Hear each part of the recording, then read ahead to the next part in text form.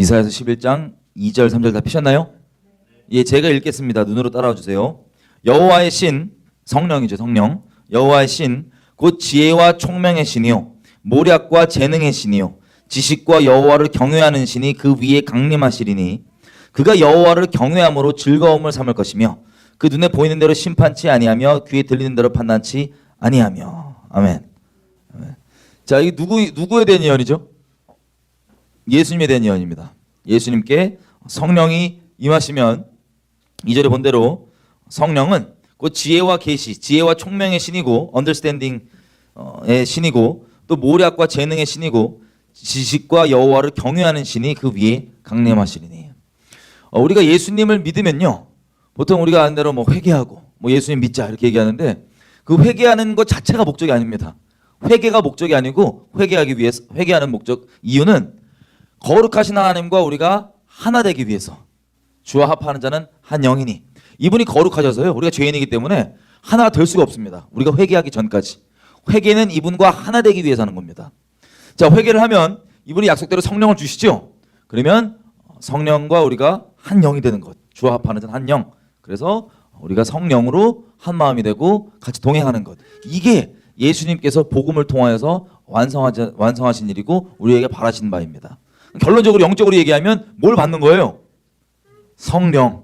그럼 성령 다 받으셨어요? 예. 성령을 요즘 많이 받는데 체크를 한번 해봐야 돼요.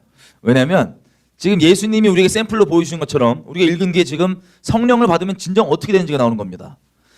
자, 2절 우리가 봤던 것처럼 성령은 지혜와 총명의 신, 뭐 지혜와 계시의 영이라고도 하죠. 그러니까 계시가 막 하나님 이해가 되고 어떤 분인지, 그리고 막 지혜가 있는 거예요. 모략과 재능의 신, 막 그 머리가 팔팔 돌아가고 전략들이 막 생기고, 그리고 이거 생각할 수 있는 능력도 막 있고, 그리고 지식과 여호와를 경외하는 신, 그게 성령인데 예수님 위에 강림하셔서, 자 3절 보니까 성령으로 기름 부음 받으신 우리 예수님이 결론적으로 인생 가운데 무엇을 즐거움으로 삼았대요? 3절에 보니까 하나님을 경외하는 것을 즐거움으로 삼았다. 이게 성령이 임하면 나오게 되는 삶의 열매입니다. 이해가 되세요? 이 좀 무서운 말인데 2절에 보면 성령 얘기할 때 맨 끝에 나오는 게 성령의 속성 중에 뭐죠? 여호와를 뭐하는 영이라 그러죠? 경외하는 영. 잘 들으세요. 이거 빼고 앞에 거 다 흉내낼 수 있어요, 귀신이. 이거 빼고. 자, 여러분이 성령 충만하다 그러고 막 성령 막 이렇게 하는데 하나님을 경외함이 없잖아요. 그러면 그게 성령인지 아닌지 반드시 확인해 보셔야 돼요. 왜냐하면 성령의 본질은, 그리고 또 지혜의 근본이 뭐라 그랬죠? 지식의 근본이 여호와를 경외하는 것. 이게 모든 에센스입니다, 우리 인생에. 하나님과의 관계에 있어서. 근데 이거 없이, 경외하는 것 없이 지혜와 계시도 있을 수 있고 뭐 모략도 있을 수 있고 재능도 있을 수 있어요. 은사도 나올 수 있어요, 심지어는. 근데 하나님을 경외함이 최종 결론으로 열매로 안 나온다? 반드시 확인해 보십시오. 요즘에 비슷한 유사품들이 상당히 많아서 꼭 확인해 보셔야 됩니다. 자, 그래서 예수님이 샘플로 우리에게 보여주신 건 그 성령을 통하여서 하나님을 경외하는 것을 인생의 기쁨으로 삼으셨대요. 이걸 다르게 표현하면 예수님은 이 땅 사시면서 히브리서에도 나오지만 인생의 목적이 뭐였냐면 하나님을 경외하는 게 목적이었습니다. 소위 우리가 잠깐 오해할 수도 있지만 막 크게 쓰임 받는 것도 목적도 아니고 뭐 내가 뭔가를 뭐 비전을 갖고 뭘 이루는 것도 목적도 아니고, 예수님 기본적으로 하나님을 이 땅에 사시면서 하나님을 경외하는 게 예수님의 인생 목적이었어요. 이게 성령의 열매이기도 하고. 자, 조금 더 자세히 보기 위해서 잠언 한번 가보겠습니다. 잠언 1장 먼저 가보겠습니다. 잠언 1장.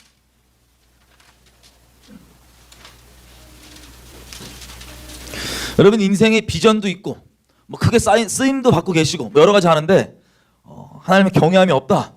반드시 그것도 체크해 보셔야 됩니다. 하나님을 경외하는 것이 여러분의 인생의 기쁨이 아니고 목적이 아니다, 그러면 스스로 꼭 돌아보셔야 됩니다. 잠언 1장 7절 보면 이렇게 되어 있습니다. 우리 아까 얘기한 것처럼 여호와를 경외하는 것이 지식의 근본이거늘 미련한 자는 지혜와 훈계를 멸시하느니라. 자, 하나님을 경외하는 것, 이것은 이사야서 66장 2절에 보면 뭐라고 이렇게 얘기합니다. 하나님의 말씀을 두렵고 떨림으로 받는 자, 이게 하나님을 경외하는 것이고, 또 여기는 하나님을 경외하는 것이 모든 지식의 근본인데 경외하지 않는 사람은 미련한 사람인데 그 미련한 사람의 특징이 뭐냐? 지혜와 훈계를 멸시한다는 거예요. 누구의 지혜와 훈계를? 하나님의 지혜와 훈계를 멸시한다는 겁니다. 그래서 1장 20절부터 쭉 보면 22절부터 이렇게 보겠습니다. 너희 어리석은 자들은 어리석음을 좋아하며 거만한 자들은 거만을 기뻐하며 미련한 자들은 지식을 미워하나니 어느 때까지 그러겠느냐? 23절 나의 책망을 듣고 돌이키라. 보라 내가 나의 성령을 너희에게 부어주며 나의 말을 너희에게 보이리라. 하나님의 책망을 듣고 지혜롭게 하나님의 경외함으로 돌이키면 하나님께서 성령을 우리에게 부어주시고 또 하나님의 말씀을 우리에게 보여주신다고 합니다. 그런데 문제는 24절 내가 부를지라도 너희가 듣기 싫어하였고 내가 손을 펼지라도 돌아보는 자가 없었고 도리어 나의 교훈을 멸시하며 나의 책망을 받지 아니하였은즉 너희가 재앙을 만날 때에 내가 웃을 것이며 너희에게 두려움이 임할 때에 내가 비웃으리라. 너희의 두려움이 광풍같이 임하겠고 너희의 재앙이 폭풍같이 이르겠고 너희의 근심과 슬픔이 임하리니 그때 너희가 나를 부르리라.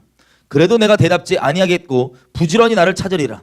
그래도 내가 나를 만나지 못하리니 대저 너희가 지식을 미워하며 여호와 경외하는 것을 즐거워하지 아니하며 나의 교훈을 받지 아니하고 나의 모든 책망을 업신여겼기 때문이라. 야, 이거 무서운 말이죠.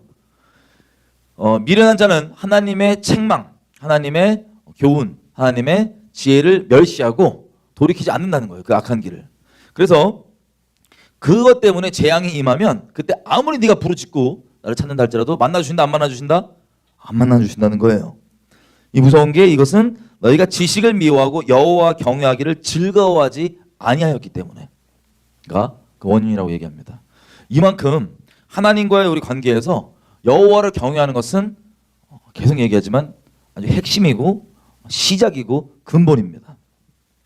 또 우리 요즘에 그 인티메시 얘기 많이 하죠. 하나님과 친밀해져라. 하나님과 친밀해져라. 두렵게도 하나님과 친밀함을 얘기하면서 그 근본된 열쇠를 다른 것을 오해하시는 분들이 가끔씩 있어요. 아니 가끔이 아니기 전에는 많더라고요. 시편 25편 가보겠습니다. 시편 25편. 이거 남 적용하는 거 아니고 우리 스스로를 좀 돌아봐야 되는 시간입니다. 이 집회 전체. 시편 25편. 그럼 하나님과 친밀함을 누리고 계세요? 아니면 누리고 싶으세요? 예. 친밀함의 비밀이 14절 이렇게 나와 있습니다. 시편 25편 14절. 보셨나요? 제가 읽겠습니다. 여호와의 친밀함이 누구에게 있냐면 여호와의 친밀함이 경외하는 자에게 있으며 그 언약을 저희에게 보이시리로다. 아멘. 하나님의 친밀함은요. 그 막 기분이 이렇게 막 찬양 듣고 이렇게 막 따뜻해지고 뭐 이렇게 마음 훈훈해지고 여기 있는 게 아니에요. 죄송하지만 여호와의 친밀함은 경외하는 자에게 있다고 되어 있습니다. 이게 친밀함의 비밀이고 열쇠예요. 예수님 하나님과 친밀했어요? 안 친밀했어요? 우리 세상에서 보통 친밀함 얘기하면 우리 죄성이 있어서 그런지 약간 만만히 대하는 걸 친밀함으로 오해하시는 분도 있어요. 하나님을 만만하게 대하는 것, 내가 친하다 그러면 어떤 사람을 막 만만하게 대하는 것, 이런 게 경외함으로 오해할 수 있는데 성경은 말하기를 여호와의 친밀함이 누구에게 있냐면 하나님을 경외하는 자에게 있다고 되어 있습니다. 여러분 뭐 다 그런 건 아니지만 요즘에 이 하나님과 친밀함을 얘기하면서 제가 주변에 교제했던 청년들은 좀 무섭게도 막 그 하나님만 경외하고 하나님만 사랑하기보다는 막 다른 게 어떤 겸하여 사랑하면서 이렇게 하나님과 너무 친밀한 걸 누리고 싶어 하더라고요. 만약에 여러분이 이제 배우자가 여러분과 친밀함을 누리는 그 깊은 저 성소까지 가는 그 친밀함을 누리는데 다른 이성을 같이 겸하여 막 친밀함을 누리면 그러면 상태가 좋은 거예요? 아니에요? 그분들이 창녀죠? 예. 음란한 짓이랑 영적 음란이랑 친밀함이랑 오해하는 게 많아요. 요즘에 보니까. 친밀함은 여호와를 경외하는 자에게 있습니다. 우리 더 찾아보겠지만 여호와를 경외하는 자에게 주님께서 뭘 보여주신다고요? 이 보니까 14절 언약의 비밀을 열어주신다는 겁니다. 언약. 더 깊은 친밀함 가운데 가도록. 자, 그럼 경외함을 이제 좀 한번 정리를 해보면요. 잠언 8장입니다. 야, 초반부터 엄청 왔다 갔다 하죠. 잠언 8장 13절. 그럼 대체 이 성령의 근본, 하나님과의 관계의 근본, 하나님을 경외하는 것, 그리고 친밀함의 근본, 경외함이 대체 무엇이냐? 이렇게 나와 있습니다. 8장 13절 잠언. 여호와를 경외하는 것은 악을 미워하는 것이라. 나는 교만과 거만과 악한 행실과 패역한 일을 미워하느니라. 아멘. 자, 여러분 묻겠습니다. 여러분 뭐 미워하는 거 있으세요?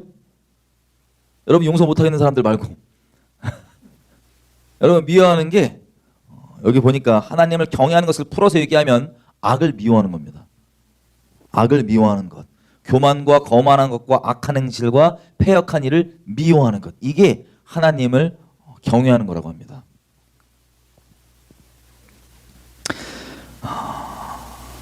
이 놀랍게도 하나님을 경외하는 게요.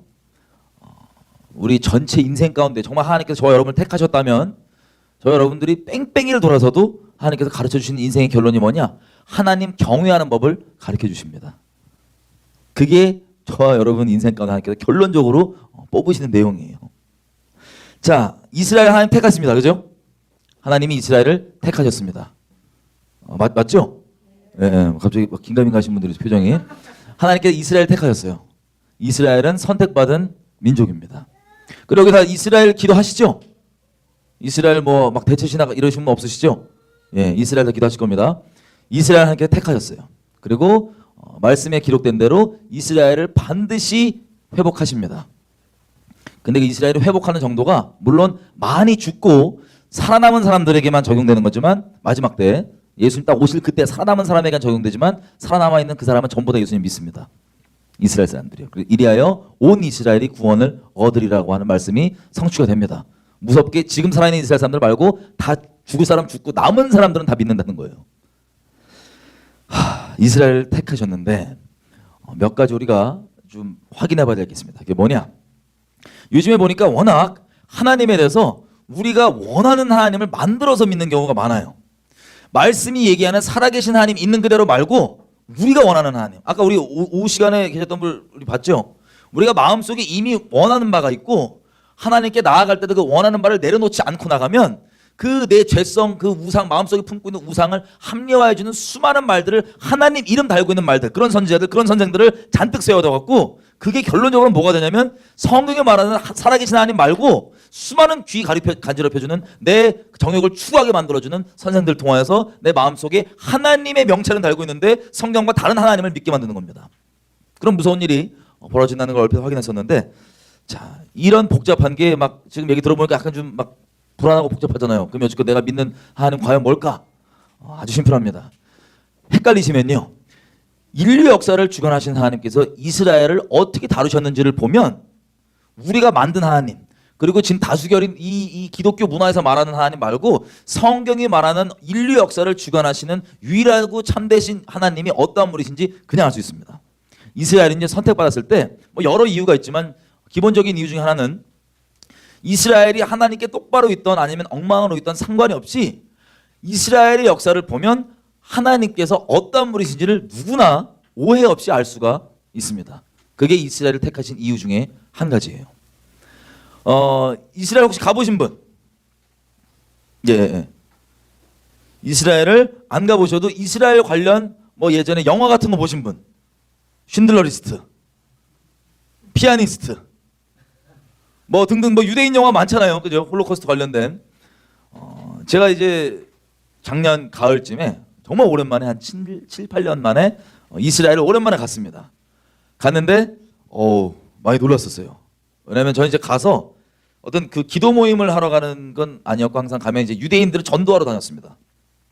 그럼 유대인 뭐 종교인부터 해갖고 뭐 랍비들부터 해서 막 여러 종류의 사람들을 만나거든요. 그리고 아예 세속적으로 막 사시는 유대인부터 시작해서 아랍 사람들 다 만나는데 상당히 바뀌어 있더라고요. 사람들 마인드가. 대표적인 예로 텔라비브라고 하는 도시가 있습니다. 이스라엘에. 텔라비브가 에스겔서 아까 우리 오후에 얘기했었는데 그 포로로 끌려갔을 때 이 이스라엘 포로로 끌려간 사람들이 바벨론에서 거했던 지역 이름이 텔라비브예요. 원래 그 바벨론에 있는 보릿고개라는 뜻입니다. 보릿고개. 텔라비브인데 그게 지금 이스라엘의 도시에 있단 말이에요. 우리 욥바라고 하는 성경에 나오는 그 도시 거기 붙어갖고 있어요. 텔라비브가. 제가 한 7, 8년 전만 해도 그 텔라비브에 사는 유대인 말 증언에 의하면 동성욕자들이 남자가 남자 보면 막 정욕 부릴 때 일어나시는 분들 동성욕자들이 한 4명 중에 1명이라 그러더라고요. 그리고 전 세계에서 메이저 3대 동성욕 축제가 텔아비브에서 벌어집니다. 그게 이스라엘 땅에 지금 일어난 일이에요. 근데 이 7, 8년 전만 해도 한 4명 중에 1명이라 그러더라고요. 거기 사는 분이, 텔아비브 사는 분이. 근데 이번에 제가 가서 보니까 뭐 제 통계가 맞진 않겠지만 저희 같이 갔던 분들 다 깜짝 놀란 게 남자분들 반 이상은 동성욕자인 것 같아요, 보니까. 그 동성욕에 있으신 분들은 이제 약간 좀 시그니처한 그 걸음걸이가 나오잖아요. 심하신 분들은 다는 아니지만 그 아시죠? 약간 그 시그니처한 걸음걸이가. 저는 이번에 저 텔아비브를 가서 그 동성욕 하시는 분들이 자전거 탈 때도 시그니처한 게 나오는지 나 처음 알았어요. 자전거 탈 때도 이게 다르더라고요, 이게. 그러다가 와. 참. 그래서 그런 시그니처한 것만 따졌을 때 한 반은 되는 것 같아요, 보니까. 저 걸어다니시는 남자들 중에 반은. 뭐 저희 통계가 맞는 건 아닙니다. 근데 7, 8년 전만 해도 4명 중에 1명 꼴이라고 그랬는데 보니까 훨씬 심해진 것 같아요, 보여. 그리고 더 중요한 어떤 건 이 종교인 있죠. 종교인이 뭐냐면 이제 유대교인입니다. 하나님 열심히 섬기겠다고 하는 서기관과 바리새인들의 직속 후예들. 율법 막 600 몇십 개 막 그 하는 게 자기네들 존재의 부르심이라고 생각하는 아주 그 답답한 마음 가운데 사시는 분들이 있는데 이분들이 이제 제가 그 초막절에 갔어요. 초막절에 가니까는 나름 그 축제 분위기거든요. 그 절기가 축제의 절기인데 이 사람들이 그 거리에서 음악도 많이 바뀌었어. 그 EDM 아세요? 일렉트로닉 댄스 뮤직. EDM을 우리 저 정통 유대인 검은 옷 그 펭귄 같은 옷 마씨가 딱 저 건반 들고 EDM을 막 때리시는 거예요, 막. 그러면 이 길가 나와갖고 매일 저녁 진짜 초막절 매일 저녁 길가 나와갖고 그 일반 유대인들 그리고 정통 유대인들이요 다 남자 여자 옷 입고 이렇게 와갖고 이거 하고 막 춤추고 난리가 나는 거예요. 근데 와 충격인 게 그 여기도 제가 최근에 여기 합법화했다고 들었는데 아니 이 정통 유대인들이 춤추고 막 그렇게 즐기면서 대마초를 해요. 그냥 상태가 안 좋더라고요 인간들이. 물론 거기 어르신들은 막 찌릿거리고 손가락질도 하시는데 애들은 그 EDM 하는데 이거 클럽 못 가서 거기 간 것 같아 보니까. 거의 분위기가 막 흥청망청 막 이러고 막 대마초 냄새 꽉 이렇게 차 있고. 저도 과거 섭취를 해갖고 그 냄새 알 거 아니에요? 제가 그거 보고 너무 충격받은 거예요. 아니 왜 이렇게 됐지 이스라엘이? 그리고 그들이 막 그 EDM 거기서 막 깃발을 흔들면서 춤추고 막 방탕하게 춤추는데 깃발에 뭐라고 써있냐면 하마슈야, 메시아. 난 세상에 전쟁에 돌아다니면서 여러 명 전도를 해봤지만 여러 종류의 사람들을 막 각자 방황을 한단 말이에요. 난 메시아 깃발 두고 방황하는 인간들을 처음 봤어요. 메시아 깃발 흔들면 방황을 하는 거예요. 이렇게 이스라엘 가보고 아니 이스라엘이 왜 이렇게 됐을까? 갈수록 하나님을 경외하고 그렇게 되는 게 아니라 뭐 메시아에 대한 갈망도 뭐 메시아 다시 오심에 대한 이들은 처음 오심을 생각하죠. 메시아를 오길 바라는 갈망도 점점 커진 것 같고 메시아 뭐 깃발 갖고 이런 것도 다 좋은데 아니 모양이 이상한 거예요. 상태가 텔아비브도 그렇고 여기 예루살렘 그 종교인들이 모였다고 하는 예루살렘도 그렇고 그리고 저는 이제 이번에는 그 처음으로 제가 전 세계에서 다 모이는 전 세계 기독교인들이 모이는 그런 모임 때문에 이스라엘 갔던 겁니다. 저희가 이제 갔을 때는 저희 같이 간 친구들이 몇 명 있는데 갔을 때 어떤 마음이었냐면 지금 우리 보신 대로 나라가 워낙 위급한 상황 가운데 있으니까 같이 어떻게든 기도 제목을 좀 나누고 기도를 하려고 우리는 뭐 중내산에 핵 터지네 안 터지네 뭐 그런 위기 가운데 있는 것을 우리가 분명히 인식을 하고 가서 그런 내용들 좀 나누고 열방 사람들에게 같이 기도를 하려고 저희는 갔었어요. 근데 이분들이 뭐 축제 마인드로 오셔서 그런지 기도하는 거에는 큰 이렇게 저희 심각한 부분에 큰 관심이 없고 막 이렇게 신나게 막 노시더라고요. 예를 들면 저희는 이제 한국에서 오신 분들 몇 분들은 나라에 대한 마음이 급하니까 계속해서 모여서 기도했단 말이에요. 이 메인 집회가 돌아오고 낮에는 잠깐 왔다 갔다 밥 먹으면서 모이면 옆에도 막 기도를 하는데 다 이제 막 회개 기도하고 막 이런 거죠 저희는. 근데 이제 말씀이 하나 막 선포가 되는데 뭐냐면 거짓 선지자들을 삼가라. 이들이 평강이 있다 평강이 있다고 얘기하는데 평강이 없고 뭐 괜찮다 얘기하는데 고쳐지지가 않는 우리 백성의 딸이고 이들이 만약에 내 어전 회의에 참여했더라면 그렇게 평강이 있다고 얘기 안 했을 거다. 이런 말을 듣지 말아라. 뭐 이런 내용들이 막 선포되고 막 울고 기도하고 막 그랬단 말이에요. 근데 그날 밤에 제가 이제 나누는 시간이 됐어요. 뭐냐면 저 이제 열방 사람들이 모여서 제가 이제 그 우리나라 기도 제목 같은 거 나누는 상황이었는데 제가 북한 내용을 이제 나누기 시작하면서 하니까 잘렸어요. 이렇게 중간에 내려오라고 이렇게 빨리 내려오라고. 제가 강의하면서 잘린 게 그래도 뭐 몇 번 있지만 한 10손가락 안에 들거든요. 근데 그 중에 하나가 이제 예루살렘이었어요. 그래서 잘려 내려와서 그냥 뭐 그런가 보다 했는데 이제 마음은 좀 이렇게 어려웠죠. 아니 우리는 이렇게 시급해갖고 이거를 기도 제목 나누러 갔는데 이렇게 해갖고 막 주최측이랑 이렇게 해서 빨리 이제 나온 거예요. 나왔는데 그 다음부터 무섭게 외국 분들이 갑자기 마이크를 잡더니 예언이 시작됩니다. 나 여호와가 말하노라 라고 하면서 한국아 내가 니네 회개를 이미 받았고 니네는 그냥 기뻐하고 춤춰라. 우리 마음이 다 지금 나라 어떻게 될까 봐 이런 막 심각한 마음인데 막 춤춰라. 한국 분들 중에서도 긴가민가 왜 여호와 이름으로 얘기하니까 얼마나 힘이 있어요. 대놓고 아이 뭐 1인칭으로 얘기하는데 내 여호와가 말한다고. 그러니까 저희는 마음이 완전 너무 어렵고 이거 어떡하나. 그리고 막 이제 신나갖고 이제 다들 축제 모드로 바뀐 거예요. 그래서 우리는 진짜 아무 말도 못하고 멍하면서 심령이 너무 어려운데 또 한 명씩 애들 이제 마이크 줘갖고 막 애들 예언시키는데 애들이 김정은 회개한다고. 김정은 내 이미 회개하는 거 봤다. 물론 그럼 너무 좋겠는데 진짜 이 허탄한 얘기들이 막 나오는데 이 결론을 거기 주최 측이 딱 마이크를 잡고 하는 말이 여기서 모아서 하는 말이 하나님 어전 회의에서 정해진 말이라고. 유엔보다 더 파워풀하고 이 회의에서 결정된 말들이. 그리고 얘기하는데 우리가 그날 낮에 기도했을 때 우리에게 선포됐던 그 말씀 있죠? 기도 모임 때. 이 말 믿지 마라. 거기서 이제 허탄한 대로 이들이 예언할 거고 내 어전 회의에 참여했더라면 이렇게 얘기 못한다. 그게 눈앞에서 펼쳐지는 걸 보고 마음이 너무 어려운 거예요. 그래서 야 이거 어떡하나 그러고 숙소로 돌아와서 잠을 못 잡니다 저희가. 그래서 저희끼리 막 기도를 했었어요. 기도를 하면서 놀라웠던 건 이런 거였습니다.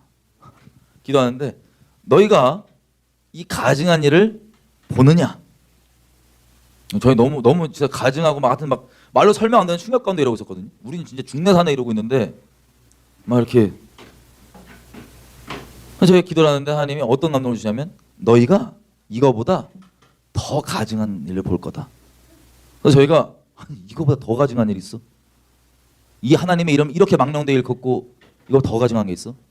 저희가 그날 밤에 쭉 기도하면서 결론적으로 좀 알게 해주셨던 것들이 뭐냐면 우리 마태복음 24장 보면 곳곳에 마지막 때 지진과 기근과 전쟁과 뭐 여러 가지 막 재앙들이 막 벌어지잖아요.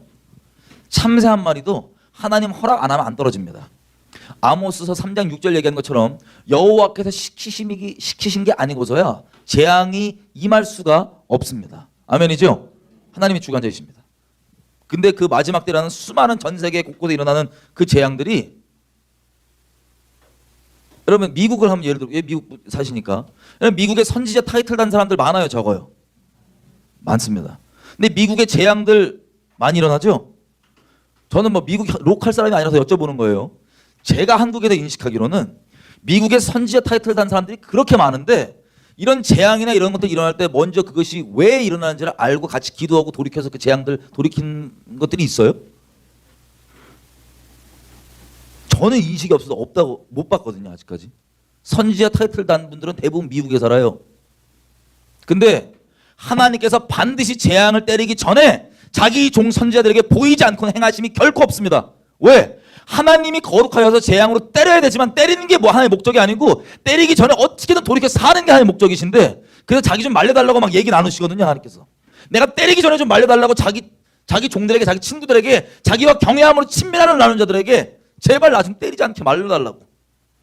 그래서 그 하나님의 뜻을 알기 때문에 목숨 걸고 기도로 막아서고 또 사람들에게는 그 머물고 있는 죄악 가운데 심판이 떨어지니까 그 죄에서 돌이키라고 분명히 책망하는 목소리가 미워서 손가락질 하는 그런 목소리가 아니라 하나님의 자비와 사랑 때문에 돌이키라고 책망하는 목소리가 성경에 나와 있는 선지자들 모습이고 예수님도 그렇게 하다 죽으셨는데 미국의 선지자 타이틀 가진 분들은 제가 알기로 많은데 그런 일들 없이 하나님 허락 없이는 이런 재앙들이 일어나지 않는데 재앙들이 계속 일어나요. 미국만 보더라도.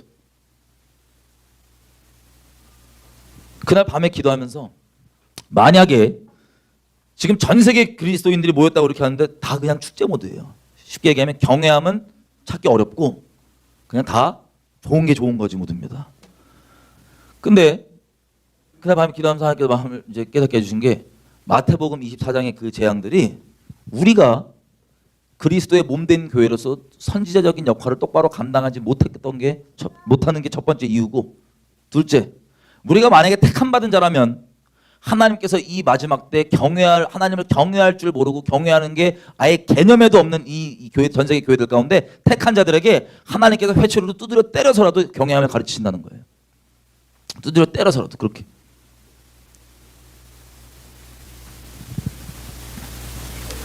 그래서 우리가 지금 이 주류 기독교 문화 말고 성경이 말하는 하나님이 대체 어떠한 분이신지를 오늘 저녁에 한번 확인해 보고 하나님을 경외하는 법을 배우고 집에 돌아갔으면 좋겠습니다. 여러분, 이스라엘은 하나님이 택했기 때문에 다시 말씀드리지만 이스라엘이 똑바로 있건 똑바로 있지 않건 상관없이 이스라엘의 역사를 보면 하나님이 어떠한 분이신지 우리가 오해 없게 알 수 있습니다. 이스라엘을 통해서 하는 거예요. 이스라엘을 어떻게 다루셨는지를 보면. 이분이 인류 역사의 주인공이시기 때문에, 주관자이시기 때문에. 여러분, 홀로코스트가 뭔지 아시죠? 애들 없지. 그럼 홀로코스트 혹시 모르시는 분들은 영화 쉰들러 리스트나 피아니스트나 뭐 등등등 몇 개 있어요. 그런 것들 보시면 좀 이해가 되실 겁니다. 이 이스라엘 가면 홀로코스트 기념관이 있어요. 야드바셴이라고. 그 홀로코스트 기념관에는 유대인들이 2차 대전 때 독일 나치당이 주최해가지고 유대인이란 이유 하나만으로 600만 명 정도를 학살했습니다. 600만 명의 숫자가 유대인들에게는 엄청나게 큰 숫자입니다. 왜냐하면 지금 이스라엘 땅의 인구가 한 700만 명 되는데요. 그 중에서 100만 명 정도가 아랍계 이스라엘 사람들이기 때문에 지금 이스라엘 인구 전체입니다. 쉽게 얘기하면. 그만큼의 숫자가 불과 몇 년 동안에 다 죽여버린 거예요. 나치가. 유럽에서. 그게 홀로코스트입니다. 이렇게 사람이 아니고 그냥 이게 다 시체들이거든요. 사람이 아닙니다. 그냥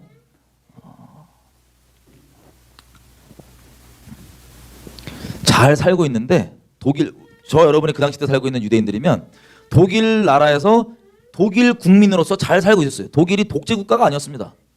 그죠? 잘 살고 있는데 갑자기 지금 마치 대한민국처럼 하다가 이런저런 사건들 통하여서 나치당이 독재로 딱 등극을 합니다. 그런 우리처럼 그런 민주주의 사회였는데 갑자기 독재당으로 등극을 해버립니다. 그래놓고는 설마 했는데 처음에는 그냥 유대인들 구별만 했어요. 이거 별표 달아라. 안 달면 우리 따지면 적폐 세력이죠. 이거 달아라. 안 달면 벌금. 유대인들 가게들 다 막 사람들이 부수고 깨도 건들지도 않고 처벌 안 하고. 그리고 그 다음 단계는 유대인들 재산 몰수. 재산 몰수하는 건 믿기 어렵죠. 대한민국에도. 재산 갑자기 몰수. 집 뺏고. 그리고 이들을 우르르 다 몰아다가 우리가 소위 얘기하는 게토. 게토는 우리 흑형들이 사는 데가 아니고 유대인들 모아놨던 데가 게토입니다. 원래. 게토로 다 가요.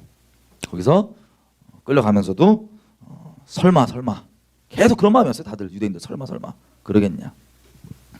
설마 하면서 끌려갔다가 게토에서도 그냥 장벽 딱 해놓고 그 안에서만 있으니까 보급도 없고 뭐도 잘 없으니까 굶어 죽는 사람이 수두룩해지고 막 굶어 죽고 막 죽어나가는 그 일들이 벌어지면서도 소문이 들려요. 반항하면 바로 직결 심판이죠. 죽여도 되니까. 쏘고 막 이런 입장에서 노동 끌려갔다가 갔다 왔다 겨우겨우 연명을 하는데 애들은 길바닥에서 막 영양실조로 죽어가고 굶어 죽어가면 사람들이. 소문이 들려요. 야, 우리 어디로 끌고 가서 생체 실험한대. 야, 우리 어디로 끌고 가서 수용소에 집어넣는데 에이, 거기 살고 있는 유대인들 그 지경까지 설마 하면서 그 지경까지 갔음에도 그거 듣고도 아예 아닐 거야. 그랬었습니다. 유대인들이. 근데 현실은 어땠어요? 끌려갔어요? 안 끌렸어요? 끌려갔죠. 우르르 끌려가서 데스 캠프라 그러죠. 정치범 수용소에 들어가고 거기서부터 사람이 아니라 정말 인격적 존재가 아닌 거의 물건에 가까운 그런 취급받으면서 이따가 가스 실험도 하고 뭐도 하고 막 이렇게 죽어나가는 숫자들. 이게 유대인들이 겪었던 일입니다. 여기 안 끌려가도요. 폴란드 어디 가면 예를 들어서 독일이 그 지역을 점령하면 일단 방송합니다. 이 지역 사는 유대인 다 모이라고. 언제까지? 광장에. 뒤에 땅 팔아. 땅 다 파면 서갖고 우르르 갈갖고 묻고 그런 식으로 대량 학살. 이게 2차 대전 때 벌어졌던 일입니다. 다시 한번 여러분 여쭤보겠습니다. 하나님께서 이스라엘을 택하셨어요? 안 택하셨어요? 주님께 택함 받고 싶으세요? 안 택함 받고 싶으세요? 택하셨어요, 하나님께서. 자, 우리 신명기 가보겠습니다. 레위기 먼저 가보겠습니다. 레위기 26장. 레위기 26장. 제가 홀로코스트만 지금 조금 설명을 드렸는데 사실 유대인들이 이런 일을 겪은 것은 처음이 아닙니다. 홀로코스트는 워낙 사이즈가 제일 컸고 방대하고 조직적이었고 짧은 시간에 엄청 많은 숫자가 죽었지만 그런 끔찍한 재앙 수준으로 봤을 때 유대인이 첫 번째 겪었던 일은 아닙니다. 유대인들은 하나님과 약속한 게 있습니다. 이스라엘의 역사는 하나님의 말씀과 떠나서는 벌어지는 일이 아무것도 없습니다. 전부 다 하나님의 말씀에 기초해서 벌어지는 일입니다. 그게 좋은 일이건 나쁜 일이건. 하나님과 이스라엘이 언약을 맺었죠. 예, 언약을 맺었을 때 이 언약은 이 계약인데 조건이 있습니다. 크게 두 가지예요. 뭐냐면 네가 언약 가운데 잘 있으면 이런 좋은 일이 너에게 일어날 거다. 뭐 신명기 28장, 레위기 26장 두 군데 나와 있는데 이 언약의 축복은 우리가 그렇게도 좋아하는 갈 때도 복, 올 때도 복, 설 때도 복, 앉을 때도 복, 누울 때도 복, 복, 복, 복, 복, 복. 이게 언약의 약속입니다. 예. 복을 쭉 당겨주시겠대요. 근데 무서운 게 주님이 우리 오후에도 아까 봤지만 중간이 없어요. 우리에게 초이스를 딱 주시고 너 이렇게 되면 이렇게 내가 당겨주고 근데 만약에 네가 나를 배신하면 레위기 26장 자 14절부터 보겠습니다. 자 1절에서 13절은 하나님께 주시겠다는 축복이고 14절부터 보면 이렇게 나왔어요. 그러면 레위기 26장은 하나님의 그 저주가 언약에 딸려오는 축복과 저주가 순서대로 나와 있습니다. 신명기 28장은 그냥 자세히 나와 있는데 레위기 26장은 순서대로 나와 있습니다. 만약에 네가 내 언약을 배신하면 겪게 될 일들의 순서. 자 26장 14절 보면 너희가 내게 청종치 아니하여 이 모든 명령을 준행치 아니하면 15절 끝에 부분 나의 언약을 너희가 배반할진대 내가 이같이 행할 건데 곧 내가 너희에게 놀라운 재앙을 내려서 폐병과 열병과 눈 어둡고 생명 쇠약하게 될 것이요 너희의 파종은 헛될 것이고 너희 대적이 그것을 먹을 것이다. 그리고 내가 너희를 17절 칠 것인데 너희가 너희 대적에게 패할 것이요 너희를 미워하는 자가 너희를 다스릴 것이며 너희를 쫓는 자가 없어도 도망하리라. 여러분 히틀러가 지도자로서 유대인들을 사랑했어요? 미워했어요? 미워했죠? 여러분 어떤 정치 체제에서 어떤 나라에서 예를 들면 지도자가 어떤 특정 부류를 미워한다? 안 좋아하는 게 아니고 미워한다? 심각해집니다. 이스라엘 유대인들 봐도 그렇고 북한 봐도 그렇습니다. 북한은 계급으로 사람 나누잖아요. 그죠? 그래서 딱 반동 세력 딱 하면은 태어나지 않았을 정말 태어난 걸 후회할 정도로 무시무시한 인생을 살아야 됩니다. 지도자가 미워하는 자 특징을 보면 배신을 하면 몸 약해지고 병 걸리고 막 전염병 눈 약해지고 생명쇠 약해지고 또 지도자가 마치 히틀러처럼 아니면 김일성 이런 사람들 그 백성을 미워하는 사람이 지도자가 되는 거예요. 그리고 17절 누가 쫓아오지 않아도 막 도망하는 거예요. 마치 탈북자분들이 뭐 소식 들으셨는지 모르겠지만 생존을 위해서 이 탈북하고 나가면 어떠한 법적 보호도 없고 중국에 있는 분들이 아주 무섭게 인간 사냥하듯이 달려들기 때문에 곳곳에서 항상 누가 쫓아올까 봐 두려워하는 마음으로 삽니다. 한국 들어와서도 두려워해요. 정확히 모르니까. 들어온 소문들도 있고. 자 이런 식으로 쫓는 자가 없어도 도망하리라. 이걸 신명기 28장에 뭐라고까지 얘기하냐면 네가 아침에는 저녁 언제 오냐. 그러니까 하루살이를 마음 편하게 있는 하루살이가 아니고 생존 때문에 진짜 계속해서 언제 죽을까 두려워서 하는 인생. 밤 되면은 내일 아침에 오긴 할까. 이런 식으로 계속해서 인생의 낭떠러지에 겨우 매달려서 사는 그런 것들. 그렇게 살게 되는 게 언약의 첫 번째 저주입니다. 그 다음에 보면 18절이죠. 그렇게 돼도 너희가 청종치 않으면 내가 너희 죄 때문에 내가 너희를 7배나 더 징치하는데 너희 세력을 인한 교만 꺾고 너희 하늘로 철과 같게 하며 땅으로 놋과 같게 하리니 너희의 수고가 헛될지라. 땅은 그 산물을 내지 아니하고 땅의 나무는 그 열매를 맺지 아니하리라. 뭐 심고 뭐 해도 안 난대요. 답 없겠죠.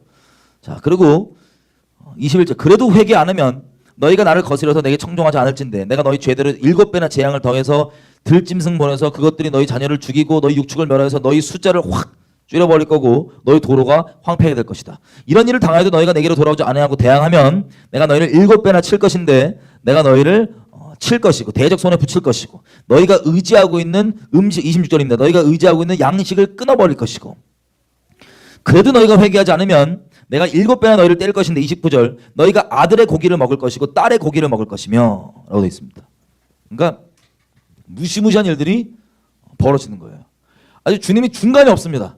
내게 온전히 있으면 이만한 복을 밀어주고 배신하면 한 방에 가는 게 아니고 순차적으로 경고도 계속 주면서 제발 돌아오라고 쭉 가는 거예요.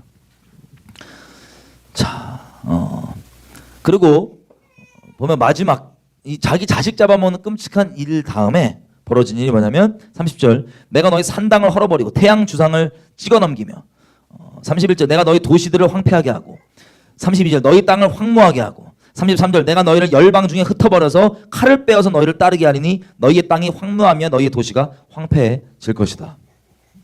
이게 성경 곳곳에 나오는 너희를 열방에 흩을 것이다라는 내용이 하나님이 선지서 보면은 이게 수시로 나오거든요. 이 내용이 어디서 나오는 얘기냐? 전부 다 이 언약을 기준으로 얘기하는 겁니다. 언약을 기준으로 너희가 그대로 계속 있으면 이런 일이 벌어질 거다. 사사기 보시면 하나님을 배신하면은 누가 쳐들어와요? 이스라엘에 이방 왕들이 쳐들어오죠. 왜 그러냐면 여기 본대로 이 배신하면 일어나는 첫 번째 가시적인 저주가 뭐예요? 너희를 미워하는 자가 너희를 다스릴 것이다. 그래서 이 저주가 점점점 진행되다가 이건 아니다 싶어서 이들이 회개하고 돌이키면 그때 주님께서 받아주시고 다시 사사들을 이렇게 세워주시고 이 반복이었습니다. 계속해서. 그러니까 우리가 뭐 여러 가지 있겠지만 근본적으로 이스라엘과 하나님 관계는 이 내용을 기준으로 계속 벌어지는 거예요. 이스라엘과 하나님 관계는. 자, 신명기 28장 가보겠습니다.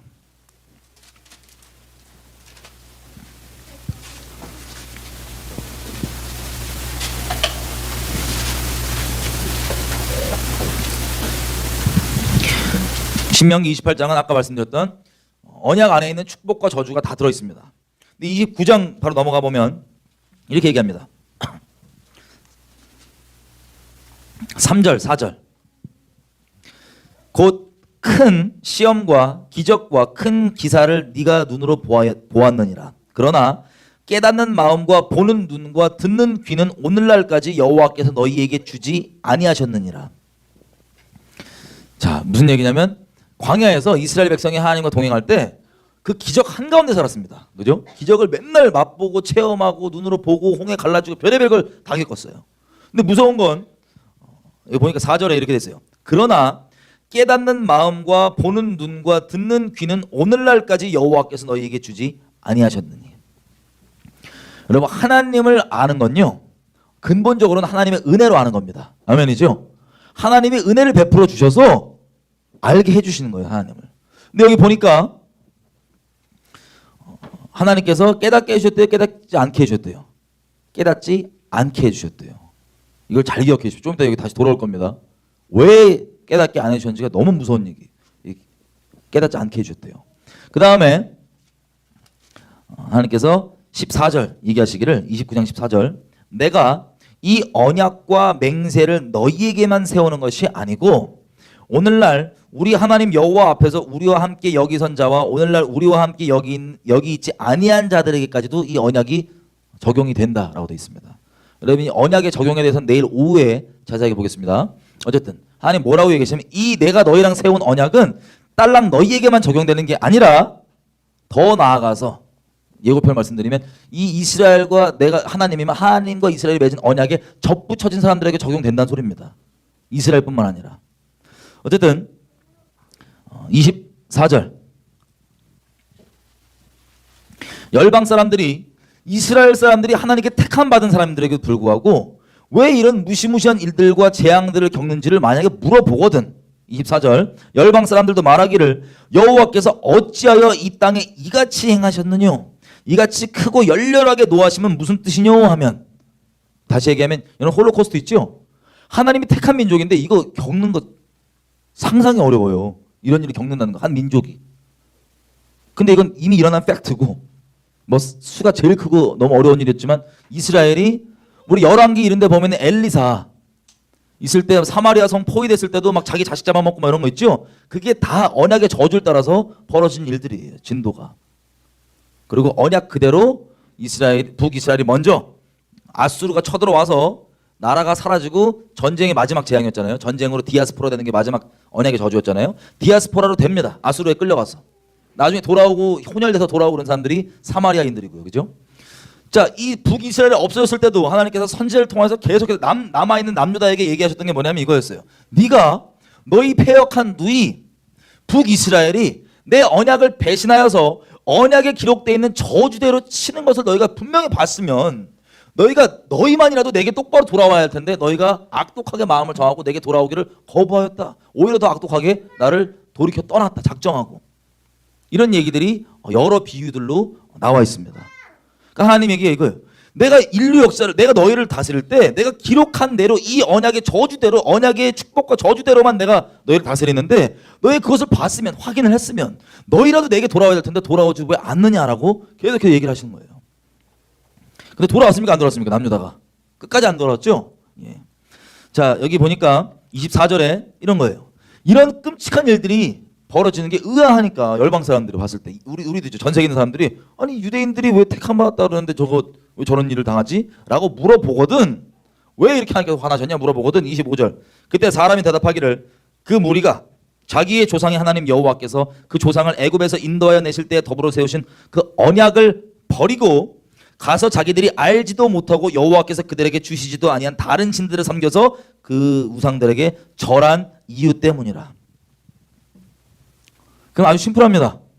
왜 이스라엘이 고난을 겪었냐? 하나님이 아닌 다른 것들을 섬기고 언약을 배신했기 때문입니다. 하나님이 물론 그 사이에 기회도 주셨지만 그 기회 가운데 끝까지 돌이키지 않고 있었기 때문에 이 언약에 기록되어 있는 저주대로 다 겪었습니다. 이걸 이스라엘은 몇천 년 동안 겪었지만 결국에는 우리가 읽었던 그 언약의 축복과 저주대로 쭉 갔던 거예요. 그것 때문이라고 열방에 얘기하라는 겁니다. 왜 얘기하냐? 이걸 얘기를 들으면 29절 오묘한 일은 우리 하나님 여호와께 속하였거니와 나타난 일은 영구히 우리와 우리 자손에게 속하였나니 이것은 우리로 이 율법의 모든 말씀을 행하게 하려 하심이라. 하나님이 이 이스라엘이 겪은 일들을 열방 사람들이 궁금해하거든. 얘기할 때 이게 하나님의 언약을 저버렸기 때문에 언약의 저주대로 기록된 대로 이게 일어난 것이다 라고 얘기를 하면 그게 만약에 실제라면 여러분들은 하나님의 말씀을 잘 지키실 거예요? 안 지키실 거예요? 이게 실제라면 그게 하는 목적이라는 거예요. 내가 이것을 그렇게 얘기하는 이유는 결론이 뭐냐? 열방 다 포함이겠죠. 나중에는 다 내 말씀을 행하게 하려. 우리 오늘 오후에 봤지만 하나님의 말씀을 지식으로 아는 게 중요한 게 아니에요. 하나님의 말씀을 순복하는 것, 순종하는 게 우리 인생의 최종으로 가져야 될 행실이고 열매인데 인생에 그것을 위해서 이것들을 얘기하는 겁니다. 또 31장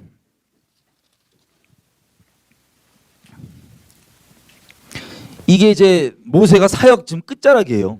자기 평생 동안에 이스라엘 백성 인도하여 내서 사역 지금 마치고 죽기 직전에 신명기가 마지막 단도리 중요한 게 뭔지를 얘기하는 겁니다. 앞에 율법 잔뜩 얘기하고 마지막으로 얘기하는 게 언약의 축복과 저주예요. 제일 중요한. 그래서 앞에 거가 결국에는 뭐냐? 축복과 저주가 있는데 축복이 있고 저주 가운데 있을 때 어떤 일이 일어날지 그 일이 벌어질 때 나중에 열방 사람들은 이게 왜 그러냐 그러면 이스라엘 애들이 버렸기 때문에 그랬다고 얘기해서 열방으로 하여금 하나님의 뜻을 말씀을 행할 수 있게 하기 위해서 31장은 30장 먼저 얘기할게요. 혹시 제가 나중에 시간이 없을지도 모르니까 30장은 이게 로마서에서 바울이 얘기한 바입니다. 로마서 9장부터 나오는 그 내용들인데 이렇게 돼 있어요. 30장 11절 내가 오늘날 너에게 명령한 이 명령은 너에게 어려운 것도 아니고 먼 것도 아니다. 하늘에 멀리 있는 것도 아니고 바다 밖에 있는 것도 아니고 14절 오직 그 말씀이 너에게 심히 가까워서 너의 입에 있으며 너의 마음에 있은즉 네가 이것을 행할 수 있느니라. 여러분 이거 로마서 몇 장이죠? 혹시 아세요? 로마서 10장이죠?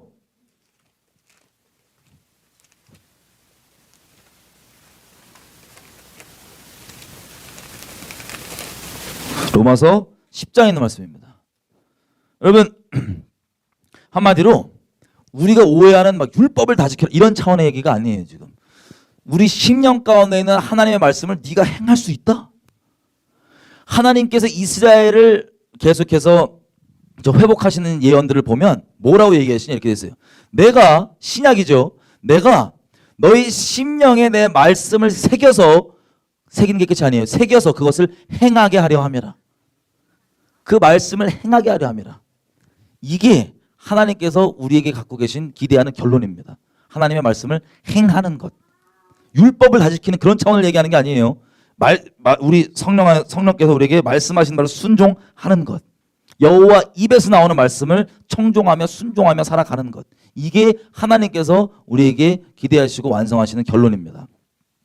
근데 이게 신약이 이루어진 게 아니고 원래 가능한 거예요. 원래. 뭐 내일 언약에 대해서는 좀 더 정리해드리겠습니다. 이스라엘 사람들이 그저 너무 다른 것 때문에 오해해서 이것들을 털어내셔서 이 신약이라고 리뉴얼을 해주신 거지 원래 이 뜻이었다 에센스가 이렇게 해주신 거지 새로운 언약이 아니에요. 완전 브랜뉴가 아니고 원래 있는 걸 리뉴얼 해주시는 언약이에요. 이게 본질이었다. 내 입에서 나오는 말씀을 청종하는 것. 신명기 8장에서 나온 것처럼 사람이 살 때 왜 사냐? 너가 오해하는 것처럼 먹고 살라고 사는 게 아니고 여호와 입에서 나오는 말씀을 순종하러 사는 것을 가르쳐 주려고 내가 광야에서 뺑뺑이를 좀 돌렸다. 이게 이 뜻이에요. 여호와 입에서 나오는 말씀을 순종하고 살아가는 것. 자, 어쨌든 이거를 이제 행할 수 있다고 하는데 31장에 이걸 결론으로 얘기한 다음에 하나님께서 모세를 불러요. 그래서 모세는 뭐 하냐면 자기의 리더십을 바톤을 넘기는 겁니다. 여호수아에게. 바톤을 넘기면서 여호수아에게는 하나님이 이렇게 얘기하세요. 여호수아야, 내가 말한 대로 네가 이 백성들을 끌고 저 약속의 땅으로 들어갈 것이다. 그리고 여호수아에게 보내고 그 다음에 모세가 남아있잖아요. 이제 모세 하나님과 마지막 얘기하는 거예요. 남았을 때 하나님 뭐라냐면은 무서운 말씀하십니다. 31장 16절부터입니다. 31장 16절. 여호와께서 모세에게 이르시되 너는 너희 조상과 함께 잘 것이지만 이 백성은 들어가 거할 그 땅에서 일어나서 이방신들을 음란히 쫓아 나를 버리며 내가 그들과 세운 언약을 어길 것이라. 하나님이 지금 뭐래요? 이 백성이 지금 언약을 어긴대요, 안 어긴대요? 어긴대요. 약속의 땅에 들어가서 이놈들이 어길 거다. 그때 17절 내가 그들에게 진노하여 그들을 버리며 내 얼굴을 숨겨서 그들에게 보이지 않게 할 것인즉 그들이 삼킴을 당하여 허다한 재앙과 환란이 그들에게 임할 그때 그들이 말하기를 이 재앙이 우리에게 임하는 것은 우리 하나님이 우리 중에 계시지 않은 이유 때문이 아니냐 할 것이다. 그들이 돌이켜 다른 신을 쫓는 모든 악행을 인하여서 내가 그때 반드시 내 얼굴을 숨길 것이다. 그렇기 때문에 19절 이제 너희는 이 노래를 써서 이스라엘 자손에게 가르쳐서 그 입으로 부르게 하여서 이 노래로 나를 위하여 이스라엘 자손에게 증거가 되게 하라. 야, 무서운 말입니다. 하나님이 지금 약속의 땅 들어가기 전에 이스라엘 백성에게 얼굴을 펼치신대요, 숨기신대요? 숨기신대요. 들어가기 전에 이미 얼굴을 숨기신대요. 그리고 반드시 얼굴을 숨겨서 이것에 대해 증거가 되도록 노래를 하나 써라. 모세야. 이 노래가 뭐냐면 신명기 32장의 모세의 노래입니다. 이거 이스라엘 사람들 지금도 학교에서 배우거든요. 무슨 뜻인지 못 알아들어요. 이거 지금도 배우는데. 근데 이 내용 보면 무시무시합니다. 하나님을 경외 안 할 수가 없습니다. 자, 그래서 31장 29절 보면요, 이 일들이 중간부터 제가 읽을게요. 자, 너희가 스스로 부패하여 내가 너희에게 명한 길을 떠나서 여호와의 눈앞에 악을 행하여 너희 손으로 하는 일로 그를 경욕케 하기 때문에 너희가 언제 이 재앙을 당한대요? 말세. 지금 이 하나님 말씀하시는 게 약속의 땅 들어가기 전에 얘기하는데 언제까지 재앙을 받을 거라 얘기해요? 말세. 그럼 이 홀로코스트 포함됐을까요, 안 됐을까요? 우리가 봤던 것처럼. 이것까지 다 주님께서 얘기하시는 거예요. 지금 홀로코스트까지. 말세의 이 일을 겪을 거다. 예고편으로 이스라엘은요, 북이스라엘이 아수르에 끌려갔다 오고 그 다음에 남유다가 바벨론 끌려갔다가 70년 만에 돌아오죠. 그게 쉽게 얘기하면 예고편이었습니다. 근데 그래도 주님께 온전히 있지 않아서 결론적으로 예수님 오신 다음에 AD 70년 로마 디도 장군 쳐들어와서 예루살렘 박살낸 이후부터 쭉 해서 디아스포라로 거의 2000년 동안을 이 성경에 기록되어 있는 저주 그대로 겪으면서 어렵게 있다가 마지막에는 홀로코스트까지 겪고 겨우 이스라엘 나라가 옛날 이스라엘 땅에 다시 1948년 생기게 됐습니다. 이 생기게 된 것도요.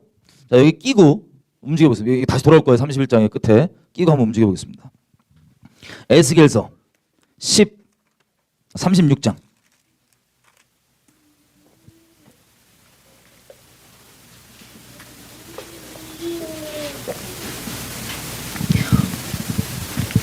(22절) 하나님이 이스라엘 나라를 회복하실 때 뭐라고 얘기하시냐면 36장 22절 그러므로 너는 이스라엘 족속에게 이르기를 주 여호와의 말씀에 이스라엘 족속아 내가 이렇게 행하는 것 이게 뭐냐면 이스라엘 나라를 다시 회복한다는 소리예요. 이스라엘 민족을 다시 옛날 땅으로 돌이켜서 회복하는 것 이걸 이렇게 행하는 것은 너희를 위하는 게 아니고 너희가 들어간 열방에서 더럽힌 나의 거룩한 이름 때문에 내가 이렇게 행하는 것이다.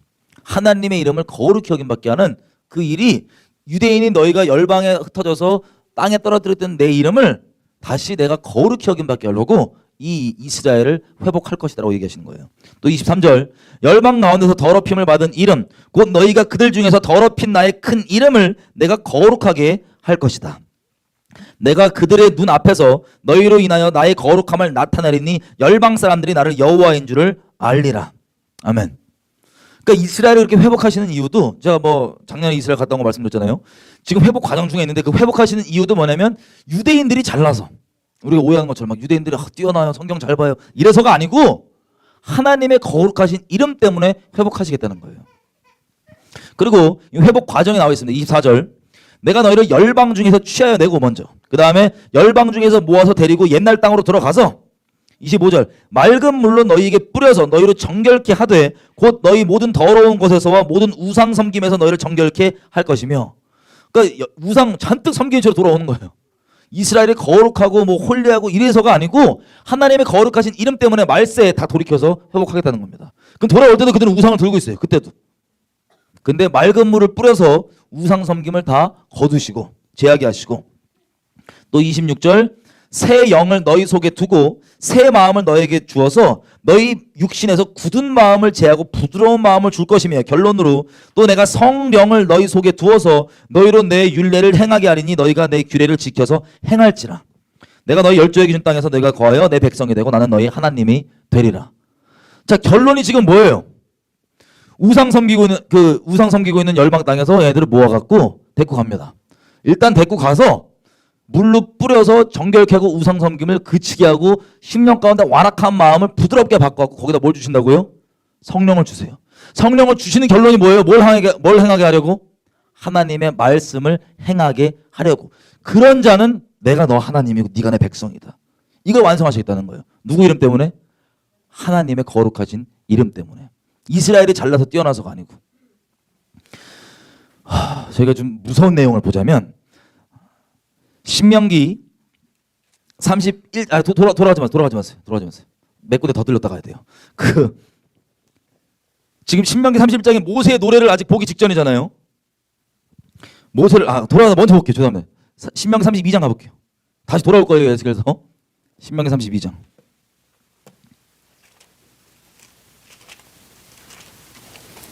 이 내용이 전 세계 인류 역사를 하나님께서 어떻게 경영하실지에 대해서 나와 있는 예언이 바로 모세의 노래입니다. 바울이 하나님께서 이방인과 이스라엘 사람들의 그 경륜을 깨달았다고 여기저기 쓰잖아요. 그 경륜의 근거 기초가 된 게 이 모세의 노래를 보고 바울이 딱 성령께서 깨달음 주신 거예요. 모세의 노래를 보면 하나님께서 인류 역사를 어떻게 운영하실 건지 여기 나와 있습니다. 다. 자, 32장. 지금 약속의 땅 들어가기 전이죠. 들어가기 전에 이게 예언이 돼갖고 이제 나중에 깨달아지면 증거가 우리가 불렀던 노래가 바로 그 뜻이었구나 하고 이스라엘 사람들이 탁 치면서 뒤집어질 수 있는 그런 내용인데 이겁니다. 15절 보면 여수룬이 이스라엘이에요. 모음만 다 따갖고 여수룬이 살찜에 발로 찼다. 네가 살찌고 부자가 되고 윤택하여짐에 자기를 지으신 하나님을 버리며 자기를 구원하신 반석을 경홀히 여겼도다. 그들이 다른 신으로 그의 질투를 일으키며 가증한 것으로 그의 진노를 격발하였도다. 그들은 하나님께 제사하지 아니하고 마귀에게 하였으니 네가 18절 마지막 부분 너를 내신 하나님은 네가 잊었도다. 여호와께서 보시고 미워하셨으니 그 자녀가 그를 경록케 한 까닭 때문이라. 여호와의 말씀에 내가 내 얼굴을 숨겨 그들에게 보이지 않게 하고 그들의 마지막에 어떠함을 보리니 그들은 심히 패역한 종류여 믿음이 없는 자녀이미로다. 그들이 하나님이 아닌 자로 나의 질투를 일으키며 그들의 허무한 것으로 나의 진노를 격발하였으니 나도 백성이 되지 아니한 자로 그들의 시기가 나게 하며 우준한 민족으로 그들의 분노를 격발하리로다. 여기까지 보면 자, 하나님이 얼굴을 아까 모세 노래 전부터 얘기하시죠. 얼굴을 가리시겠다고. 그 얼굴을 가리는 건 우리가 좀 이따 확인해 보겠지만 자기를 계시 안 해주겠다는 거예요. 똑바로. 뭐 그냥 기록할 수 있는 이런 뭐 말고 진짜 하나님을 맛보아 알게 되는 그런 하나님의 얼굴을 비춰서 하나님을 알게 하는 이 계시를 안 해주겠다는 거예요. 얼굴 가리겠다는 거예요. 이유가 뭐라고 돼 있죠? 그들이 하나님이 아닌 다른 신들을 섬겼기 때문에. 하나님이 아닌 다른 신들로 하나님의 질투하시는 하나님의 그 질투를 격발했기 때문에 하나님께서 그러시겠다는 거예요. 이거 언제 그런 거예요? 이스라엘 백성이. 하나님 질투나게 언제 만든 거예요? 혹시 아세요? 광야에서. 광야에서. 여러분 죄 회개하시죠? 회개하셨죠? 아직 안 하셨어요? 빨리 하세요. 심각합니다. 그러면 여기서 끼고 잠깐 끼고 사무엘하 가볼게요. 다시 올 거예요. 사무엘하. 죄를 회개 심각성을 좀 제가 말씀드리면 여러분 하나님 경외하는 게요. 어떤 분들은 되게 어렵게 생각하거든요. 정말 심플합니다. 이게 만약에 쇠인데 뜨겁게 불에 달궈갖고 새빨개요. 이 쇠가. 근데 제가 이거 잡으면 돼요? 안 돼요? 근데 막 잡고 막 나 들고 막 이러면 제 맨정신이에 미친 거예요. 이렇게 심플해요. 하나님께서 정하신 대로 선을 행하는 자에게는 존귀의 영광이 있고 악을 행하는 자들에게 환난과 곤고가 있는 건 하나님 몰라도 우리 존재적으로 이미 인식이 돼 있습니다. 어렸을 때부터. 양심만 화연 안 맞으면. 그래서 이거를 악한 일을 행하면 이거 뜨거운 거 잡으면 뒤는 것처럼 아주 당연한 이치인 거예요. 그래서 여러분들이 하지 않아야 되는 건데 우리가 이것들을 하나님의 사랑과 자비를 이걸 뜨거운 걸 잡아도 된다고 착각하는 이상한 가르침 가운데 여러분들이 매여갖고 여러분 인생을 막 도적질 당하고 있습니다. 예를 들면 다윗 하나님의 사람이죠. 하나님 마음에 합한 자입니다. 다윗이. 가끔씩 어떤 분들은 야 다윗도 범죄했는데 나도 괜찮은 거 아니야? 라고 아주 무서운 본인이 무슨 말을 아버지요. 저들이 제가 무슨 말을 하는지 알지 못하나 아주 무서운 말을 해요. 자기도 알지 못하는. 다윗이 범죄한 것 중에 그 몇 개가 있어요. 그 중에 아주 끔찍한 거, 약한 것부터 얘기 드리면 다윗이 좀 이렇게 좀 정착을 하니까 한번 카운트 한번 해보고 싶은 거예요. 야, 우리 몇 명이나 있냐? 그래갖고 안 된다고 말렸는데도 원래 카운트하면 또 율법에 보면 또 이렇게 다 뭐 그 사람 숫자로 이렇게 받쳐야 되는 그런 게 있거든요. 그것도 제끼고 그냥 야, 우리 몇 명이나 있냐? 한번 세봐라. 근데 막 말리는데도 카운트를 했어. 하나님이 선지자 보내갖고 자, 네가 그랬기 때문에 1번 이렇게 혼날래. 2번 이렇게 초이스를 막 줘요. 그래서 주여 이렇게 달게 받겠습니다. 그래갖고 7만 명 죽어요. 백성 7만 명 죽어요. 다윗 죄 때문에. 우리 지금 웃으면서 그냥 지나간 얘기지만 우리가 그 시대 때 다윗 백성이었어 봐요. 지도자가 그 범죄해갖고 7만 명 죽어요. 7만 명. 여기 약한 거예요. 다윗이 한 범죄 중에. 이거 뭐 남 죽었다 하니까 별로 안 와닿으시는데 다윗 집안 거덜난 얘기를 잠깐 해드리면 밧세바를 범합니다. 기억나시죠? 그 옥상에서 모욕하시는 이상한 여인네를 왜 옥상에서 해? 뭐 이런 여인네를 또 다윗이 또 이렇게 보다가 불러갖고 간음하고 남편이 알고 봤더니 자기 충신인데 애기 생겼다니까는 저 가려보려고 충신 불러갖고 야 빨리 집에서 좀 쉬다 가라. 야, 안 되니까 술 먹이고 좀 쉬다 가라. 안 되니까 편지로 야 저거 그냥 전방에 내버려두고 쳐서 죽여라. 죽였어요. 죽여갖고 또 뻔뻔하게 그 밧세바를 자기 왕궁으로 끌어들여오는.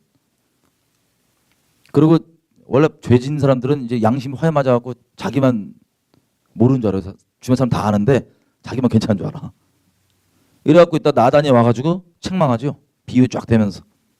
가난한 사람, 양 하나 딱 딸랑 하나 있는 사람이 있고 부자 양 많은 사람이 있는데 그 부자가 지가 먹고 그 하나밖에 없는 애지중지하는 그 양 그 가난한 사람 거 잡아갖고 지가 먹고 있다. 그거 어떻게 됩니까 왕? 그런 놈은 죽여야 된다고.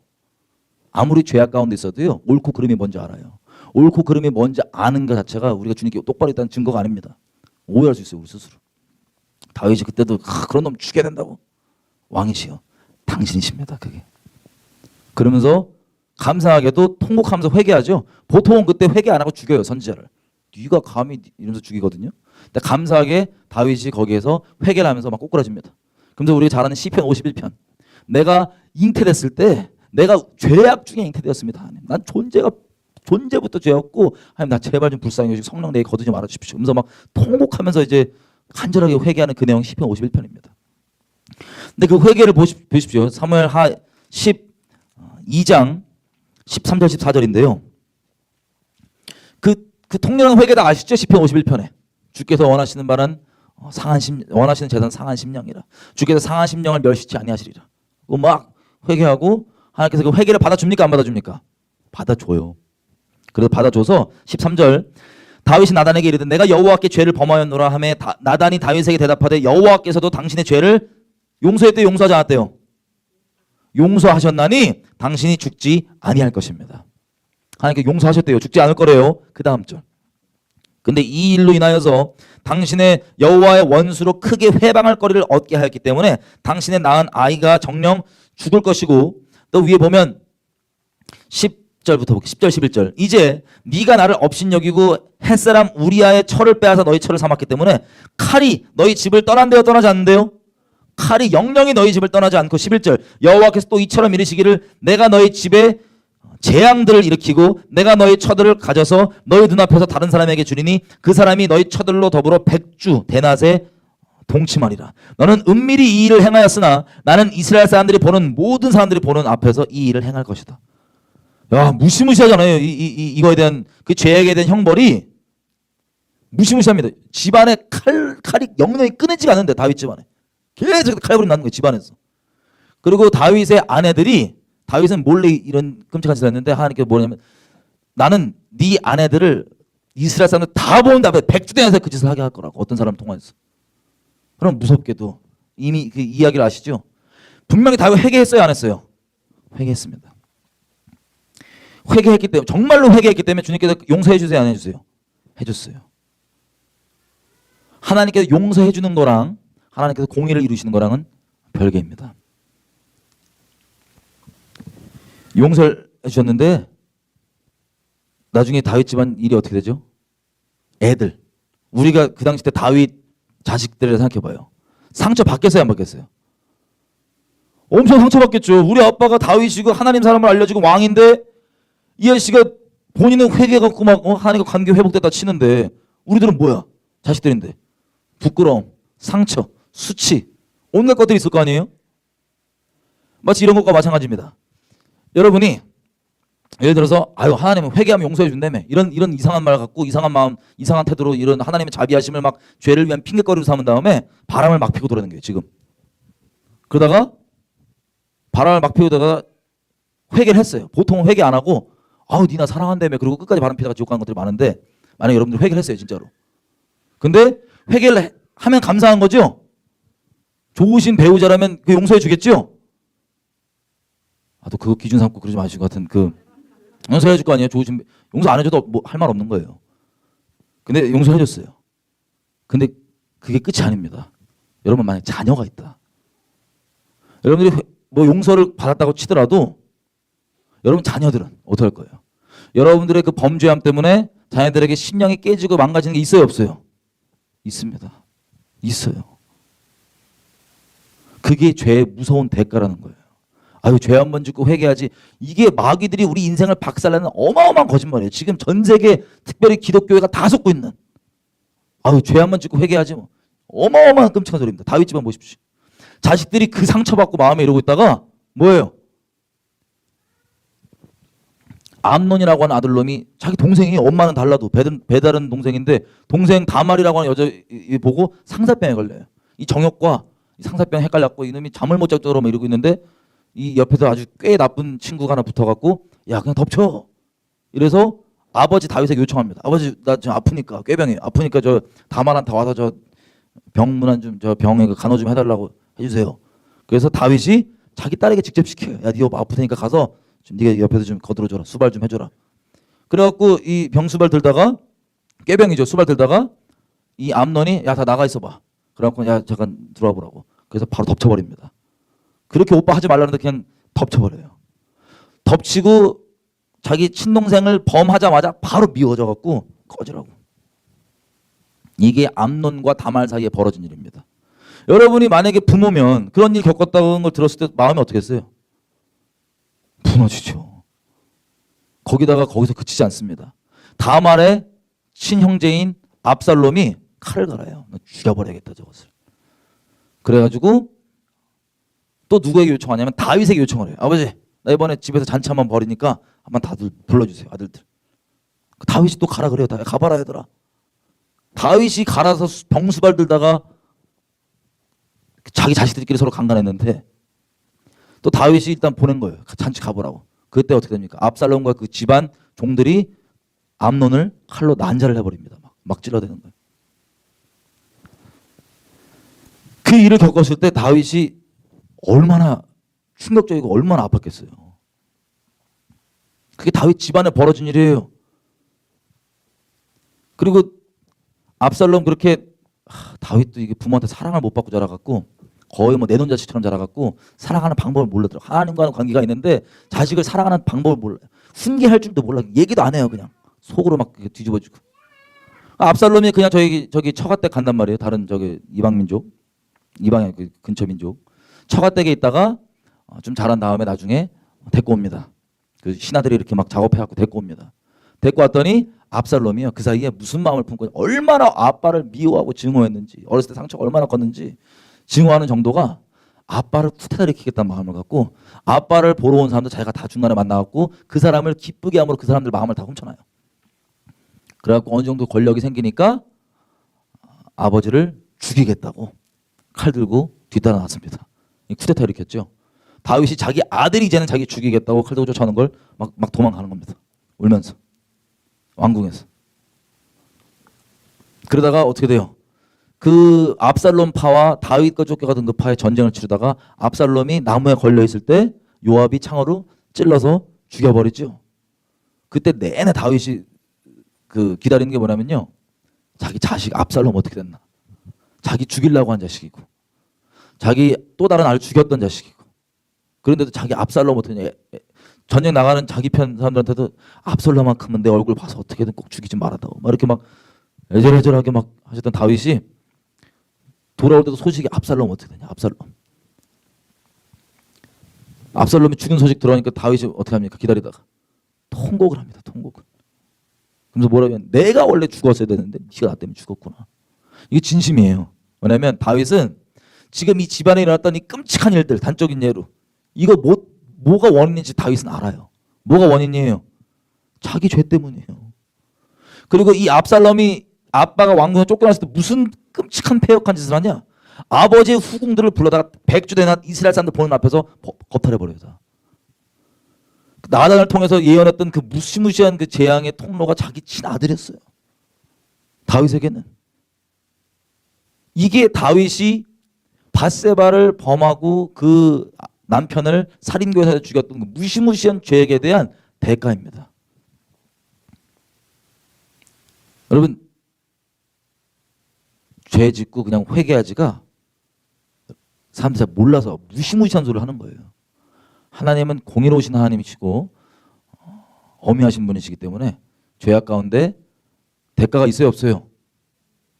진정 회개하면 이거랑 똑같습니다. 나무에 못이 박힌 게 못이 죄라고 치면요. 진짜 회개하면 못 빼주세요. 근데 흔적이 남을 수 있어요 없어요? 있습니다. 하나님께서 이런 분이시라는 걸 우리가 죄를 벌하시고 악을 반드시 보응하시는 분이시라는 이 공의로운 개념이 우리가 없기 때문에 하나님 경외하지 않는 거예요. 죄를 만만하게 생각하는 거예요. 여러분 이스라엘 사람들로 다시 돌아와서 민수기 31장 껴있죠. 민수기 가보겠습니다. 민수기 14장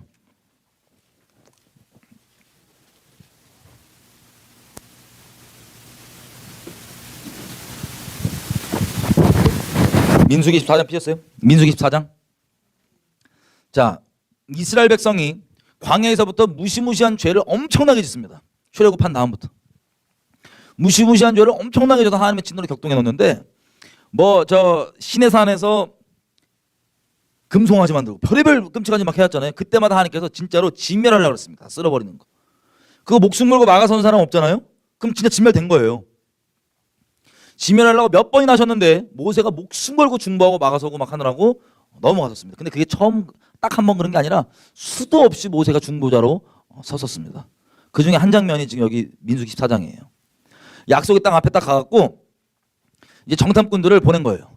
40일 동안 돌고 와서 약속의 땅이 어떤지 보고 왔는데, 자, 분명히 하나님 말씀하신 대로 적과 꿀이 흐르는 땅이 맞아요. 포도도 막 사이즈 이만하고 막 이래요. 이걸 보면 아, 하나님 말씀이 진짜구나, 우리 들어가야 되는데, 이걸 보고도 체험하고도 결론이 달라요. 믿음이 뭐라 하냐면, 야 근데 거기 있는 애들이 떡대가 너무 커, 사이즈가 너무 이게 센데, 우리 저 완전 이게 메뚜기인데 이거 상대가 안 되겠는데, 이래갖고 쫄아갖고 여호와께서 우리를 애굽에서 건져갖고, 어떻게 말도 이렇게 악독하게 하는지, 애굽에서 건져내갖고 우리 쟤네한테 죽이려고 부른 거야. 하나님이시니까 이 정도로 하지, 우리 같았으면 진짜 막 그렇게 악독하게 하면서 온 그 몇백만 명 되잖아요. 온 가족 다 텐트에 불러, 애들이 걸어 막눈 꼬집어서 울어, 울라고 하나 앞에 악독하게 막 울면서 막 들으라고, 들으라고. 우리 불러갖고 막 이랬다고 저랬다고 들으라고. 와, 막 난리를 치는데 갈렙이랑 여호수아가 그러지 말라고. 여호와께서 주셨고 저거 우리 밥이다. 우리 믿음으로 저 가면 된다. 이 진리를 들으면 심령이 찔려갖고 회개해야 되는데, 이 심령이 찔리니까 회개하는 게 아니고 뭐예요? 돌 들어, 돌 다 들고 아론이랑 모세랑 여호수아랑 갈렙을 쳐 죽이려고 다 모여갖고 그 막, 나 그 눈빛 생각하면 나 너무 무서워요. 그 막 울다가 악독하게 막 들리라고 막 앵앵거리고 울다가 오른손에 딱 찔리니까 죽여버리려고 다 모이는 그 눈빛. 아, 이게 이스라엘 백성이에요. 우리가 좀 더 심해, 한국 사람들 보니까. 그 어쨌든 그때 하나님께서 구름으로 확 임하신 거예요, 영광으로. 그래갖고 또 뭐냐면, 내가 이것도 다 쓸어버리겠다고. 모세 이번에 나 말리지 말라고. 이 악독한 것들 내가 다 쓸어버리겠다고. 근데 모세가 또 목숨 걸고 막아섭니다. 막 생명책에 지어주십시오 뭐 이런 내용들. 그때 막 또 막아서니까 민수기 14장에는 그 장면이에요. 지금 막아서는 장면. 그래서 19절 보십시오. 이게 제가 19절, 14장 19절, 구하옵나니 주의 인자의 광대하심을 따라 이 백성의 죄악을 용서해 주시되 애굽에서부터 지금까지 이 백성을 용서해 주신 것 같이 용서해 주십시오 라 그랬더니 여호와께서 가라사대 내가 너의 말대로 뭐한다? 용서해 주겠. 용서했어요, 안 했어요? 용서해 주겠대요, 하나님께서. 다시 말씀드리지만 정말 돌이켜서 회개해서 용서받는 거랑 그 죄의 결과가 따라오는 거랑은 별개일 수 있어요. 그래서 용서는 해주셨는데 22절 보십시오. 내가 맹세하는데 이같이 나의 표적을 보고도 10번이나 나를 시험하고 내 목소리를 청종하지 아니하는 그 사람들은 결단코 그 땅 못 본다. 그래서 온 마음으로 나를 그들과 달리 쫓았던 갈렙 이런 빼놓고는 너희는 40년 뺑뺑이 돌자. 이게 뭐예요? 그 죄에 대한 대가예요. 40년 뺑뺑이. 그럼 지금부터 40년 뺑뺑이 돈다 생각해보세요. 분명히 하나님께서 말씀하신 게 있고 인도하신 게 있고 한 뜻이 뭔지 보여주는데 진짜 완악해 갖고 막 이러다가 하나님께서 탁 손을 드니까 제가 잘못했어요. 근데 그 대가로 40년 여러분 뺑뺑이 돈다. 인생 뺑뺑이 그만 돌아야죠 우리. 그게 죄에 대한 대가예요. 이 모세의 중보 받으셔서 용서해 주신다니까요. 용서해 주셔서 죽이는 게 아니고 40년 뺑뺑이에요. 지멸하는 게 아니고 40년 뺑뺑이. 자, 이제 신명기 31장, 32장 다시 와보겠습니다. 여러분, 이렇게 하나님께서는요, 우리가 생각한 것처럼 자비로우시지만 사랑으로 허물도 덮어주시는 분이시지만, 이분은 우리가 오해하는 것처럼 아예 죄 한번 짓고 회개하지 이런 말도 안 되는 이런 태도로 대할 수가 없는 분입니다. 이분은. 여러분들 인생 가운데 인생 진짜 최악의 저주를 주고 싶잖아요. 여러분 인생 개개인에게. 난 내 인생과 나의 인생과 내 자식들의 인생과 우리 집안에 저주를 데리고 오고 싶다. 죄 지세요. 그럼 돼요. 한번 죄 짓고 뭐 회개하면 되겠지. 마귀가 얼마나 그렇게 속여놨는지 주님의 자비하심과 인자하심을 우리가 속아서 모르고 죄를 졌을 때 돌이킬 때 용서해주는 그 자비와 사랑 얘기를 할 수 있을지 몰라도 아니 어떻게 하나님께서 자비로우시니까는 이 정도 죄 짓고 용서해야지. 이걸 우리식으로 따지면 여러분 배우자가 여러분들이 막 배우자한테 난 너 목숨 걸고 사랑할 거야 막 했다고 너 진짜지 그래갖고는 수시로 기회만 주어지면 상황만 맞닥뜨려지면 아유 한번 바람 피고 그냥 뭐 나 사랑한다며 용서해 준다며 이러고 뻔뻔하게 얼굴 들이대는 거 이게 우리가 지금 하는 짓이에요. 근데 단순히 그게 뻔뻔할 뿐 아니라 무시무시한 대가가 따른다는 걸 반드시 아셔야 됩니다. 그럼 지금 한국에 보면은 뭐 미투부터 시작해서 오만 뭐 일들이 벌어지잖아요. 하나님의 보호하심이 반드시 있습니다. 이걸 알기 때문에 하나님을 경외할 수밖에 없는 거예요. 왜냐하면 내가 아무렇지도 않게 생각하면서 한번 저지르고 회개해야지라고 생각했던 그게 여러분 인생에 엄청나게 파괴와 저주를 갖고는 여러분 인생 자해하는 건데 그걸 아무렇지도 않게 여기는 거. 마귀가 그 부분은 성공한 것 같아요. 지금 시대 교회들 가운데. 그래서 다 하나님을 순결히 따라가고 막 그런 것보다는 맨날 거기 매여갖고 죄에 그 저질러진 그 수많은 깨진 것들을 수습하고 뭐하고 또 한번 죄주 속아서 그래 속아서 맨날 죄주 끌려다니고 마귀한테.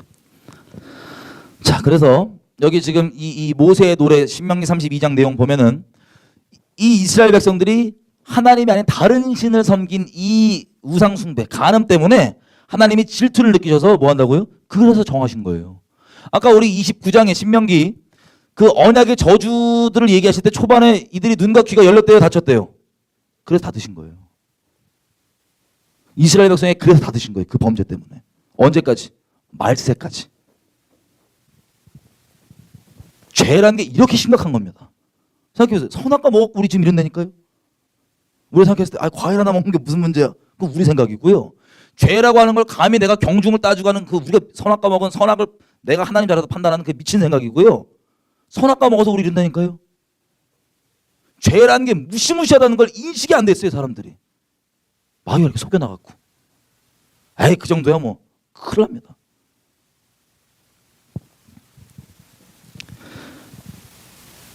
하나님 아닌 다른 우상 섬기느라고 하나님의 진노를 격동해갖고 하나님께서 얼굴을 가리시기로 결정한 거예요. 끝날까지.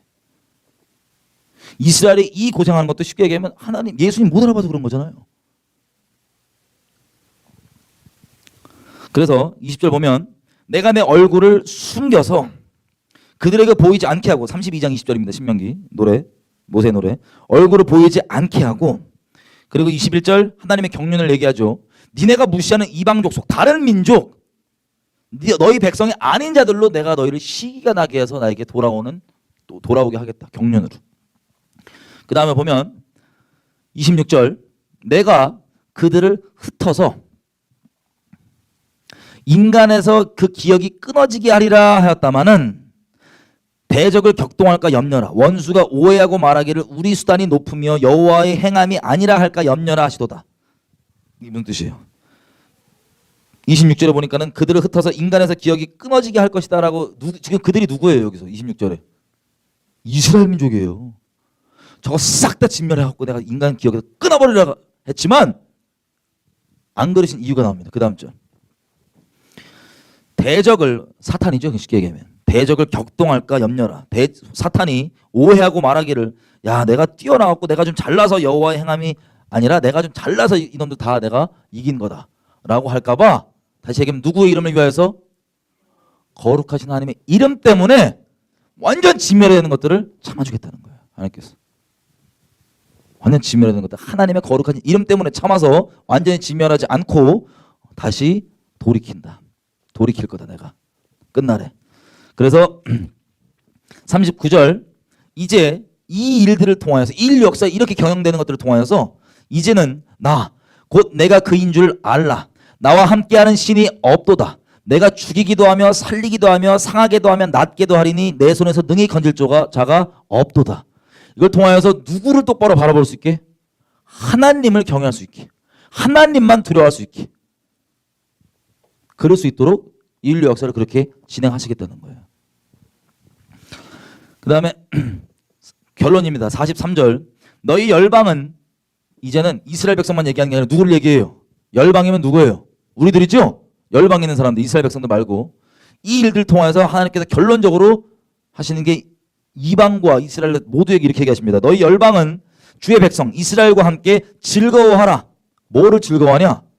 주께서 그 종들의 피를 갚으사 그 대적에게 보복하시고 자기 땅과 백성들을 위하여 속죄하시리로다. 인류 역사의 마지막에 열방과 이스라엘 사람들이 하나님을 기뻐하는 거는 하나님께서 공의로우신 분이고 그 악들을 처벌하시는 것을 인하여서 기뻐하는 거예요. 그럼 그 악 가운데 머물고 있는 사람은 기뻐하겠어요? 심판받겠어요? 기뻐하는 게 아니고 심판을 받겠죠. 이게 이스라엘 통하여서 이스라엘 역사를 보면서 모두가 하나님께 깨닫길 바라는 게 아까 봤던 것처럼 이 일이 대체 선택받았는데 왜 벌어졌냐? 하나님이 아닌 다른 것들을 섬겼기 때문에 기록된 대로 이 무서운 재앙을 겪었다. 또 신명기 이렇게 얘기합니다. 이들이 내가 언약에 기록한 대로 내 말씀대로 이들을 때렸느니라. 하나님께서 이 보통 저 부모들이 승질나면은 막 화에 못 이겨서 막 때릴 때가 있잖아요, 자녀들을. 아, 없어요? 없으면 할렐루야. 막 애를 위하는 마음에 막 이렇게 때리면 애들이 막 상처되고 막 그런 거 있잖아요. 저는 아직 안 그랬어요, 다행히. 근데 그게 우리는 죄인이다 보니까는 막 그렇게 죄성이 랜덤하게 나와서 그럴 때가 있는데 하나님은 감사하게 그 진노 중에서도 말씀대로 때리세요. 말씀에 기록된 대로, 다 기록되어 있는 대로요. 이걸 보면 뭘 배우냐? 이스라엘 사람들이건 이방인들이건 하나님을 경외하는 법을 배우는 게 인류 역사의 결론이에요. 하나님을 이 공의롭게 악들을 처벌하시고 보복하신 이 하나님을 경외하는 법을 배우는 게 하나님께서 인류 역사를 시작해서 마무리하시는 이유라는 겁니다. 모세 노래에 의하면. 자, 내일 저희가 보겠지만 이 경외함은 하나님을 사랑함과 같은 얘기예요. 면이 좀 다를 뿐이에요. 같은 얘기입니다. 본질적으로. 이게 하나님께서 해주시겠다는 건데 에스겔서 가보겠습니다. 에스겔서 37장.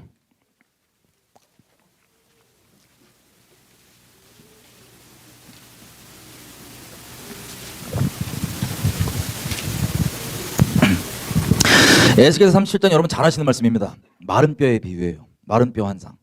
이 마른 뼈는 누구냐면 37장 11절 나와 있는 것처럼 인자야 이 뼈들은 이스라엘 온 족속이라.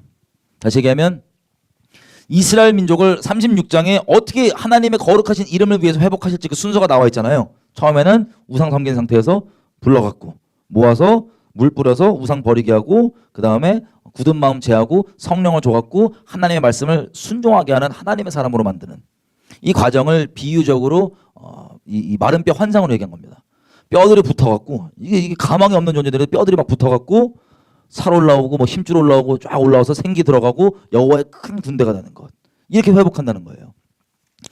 자, 그리고 38장 보면 이제 이스라엘이 겪는 마지막 전쟁, 인류 역사의 마지막 전쟁이 있습니다. 마지막 전쟁.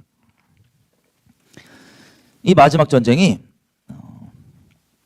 38장 16절 중간부터 제가 처음 16절부터 읽을게요. 구름이 땅에 덮임같이 내 백성 이스라엘을 치러 오리라 고가 끝날에 내가 너를 이끌어다가 내 땅을 치게 하리니. 이게 뭐냐면 이방 족속들 연합군입니다. 이방 전 세계에 있는 연합군들이 하나님께서 다른 성경에 뭐라고 하면 갈고리로 코 꿰갖고 이스라엘을 끌어들인다는 거예요. 이스라엘 치라고. 하나님이 회복하시는 중에 마지막 전쟁이 코 꿰갖고 이스라엘 치라고 데리고 와요. 그 다음에 중간부터 이는 내가 너로 말미암아 이방 사람의 눈 앞에서 내 거룩함을 나타내어 그들로 다 나를 알게 하려 함이라. 자, 설명이 짧아서 오해할 수 있는데 이 이방 군대가 요엘의 군대예요. 소위 뭐 이렇게 성령 운동 하시는 분들이 요엘 군대가 되자고 막 그러는데 그 적그리스 군대예요. 그런데 오해해서 그렇습니다. 이 적그리스 군대예요. 끌고 와서 이제 좀 이따 다음 주에 설명드릴게요. 끌고 와서 이스라엘을 치게 하는 거예요. 지금 이 적그리스 군대가 와갖고. 근데 하나님이 이때 뭐 한대요? 모든 열방에게 자기의 거룩함을 나타내어서 모든 사람들이 내가 여호와인 줄 알게 하리라. 이 방법이 18절 보면 이렇게 돼 있어요. 나 주 여호와가 말하노라 그날에 곡이 이스라엘 땅을 치러 오면 내 진노가 내 얼굴에 나타나리라. 야, 우리 주님이 자기를 이방 사람 전부 다가 여호와인 줄 알게 하는데 어떤 방법을 하게 하신대요? 승질 내셔서 쉽게 얘기하면 진노를 쏟으셔서 알게 하신다는 겁니다. 여기 있으세요. 저만 펴볼게요. 시편 9편 가보면 피지 않으셔도 돼요. 제가 읽어드릴게요. 한 절. 시편 9편에 보면 16절 여호와께서 자기를 알게 하사 심판을 행하셨으며 악인에는 그 손으로 행한 일에 스스로 얽혔도다. 여러분 이런 얘기 들어본 적 있어요? 야 저놈이 아직까지 잘 사는 거 보면 하나님 없는 것 같아. 그런 거랑 똑같은 거예요. 근데 하나님께서는 자기를 나타내실 때 무엇으로 16절 The Lord is known by the judgment he executes. 그러니까 다른 버전에 뭐라냐면 하나님께서 자기 자신을 리빌 하시기를 자기의 심판으로 리빌 하신다. 그런 쟤 아직까지 멀쩡히 살아있는 거 보면 하나님 없어라고 하는 사람들은 심판이 임하면 하나님 있다고 믿어야 믿어요. 딱 보면 하나님 있다 진짜. 하나님께서 여러 방법이 있지만 그 중에 근본적인 방법 중 하나가 하나님께서 심판하시는 분이라는 걸 알면 그 심판을 통하여서 하나님을 스스로를 나타내십니다. 근데 이게 마지막 때예요. 하나님께서 열방에게 자신을 드러내시는 방법이 심판입니다. 심판으로 자신을 드러내시는 거예요. 그래서 23절 에스겔서 28장 23절 보면 이와 같이 내가 여러 나라의 눈에 내 존대함과 내 거룩함을 나타내어 나를 알게 하리니 그들이 나를 여호와인 줄 알리라. 자, 여러 나라들 앞에 하나님의 거룩하심을 나타낸다고 얘기하죠. 근데 무섭게 19절부터 내용이 큰 지진이 나고 막 산들 무너지고 절벽 나고 그리고 22절 보면 이거 보니까 거의 뭐 생화학무기 같아요. 22절 내가 온역과 피로 그들을 국문하고 쏟아지는 폭우와 큰 우박 덩어리와 불과 유황으로 그들 모든 때와 한 모든 백성이 비를 내리듯 하고 이런 무시무시한 심판을 통하여서 하나님이 자기 자신을 드러내신다는 겁니다. 열방 앞에. 그리고 39장 계속 이어지는데 7절 내가 내 거룩한 이름을 내 백성 이스라엘 가운데 알게 하여 다시는 내 거룩한 이름을 더럽히지 않게 하리니 열국이 나를 여호와 곧 이스라엘의 거룩한 줄 알리라. 21절 내가 내 영광으로 열국 중에 나타내어 열국으로 나의 행한 심판과 내가 그 위에 나타낸 권능을 보게 하리니 그날 이후에 이스라엘 족속은 나를 여호와 자기들의 하나님인 줄 알겠고. 자, 21절 보니까 무엇을 통하여서 이스라엘이 하나님인 줄 안다고요? 심판. 그리고 그 위에 나타낸 권능이라는 게 뭐냐면 무시무시한 심판이에요. 막 재앙들. 이걸 통해서 이스라엘 사람들은 그때서야 비로소 하나님을 알아본대요, 안 알아본대요? 알아본다는 거예요.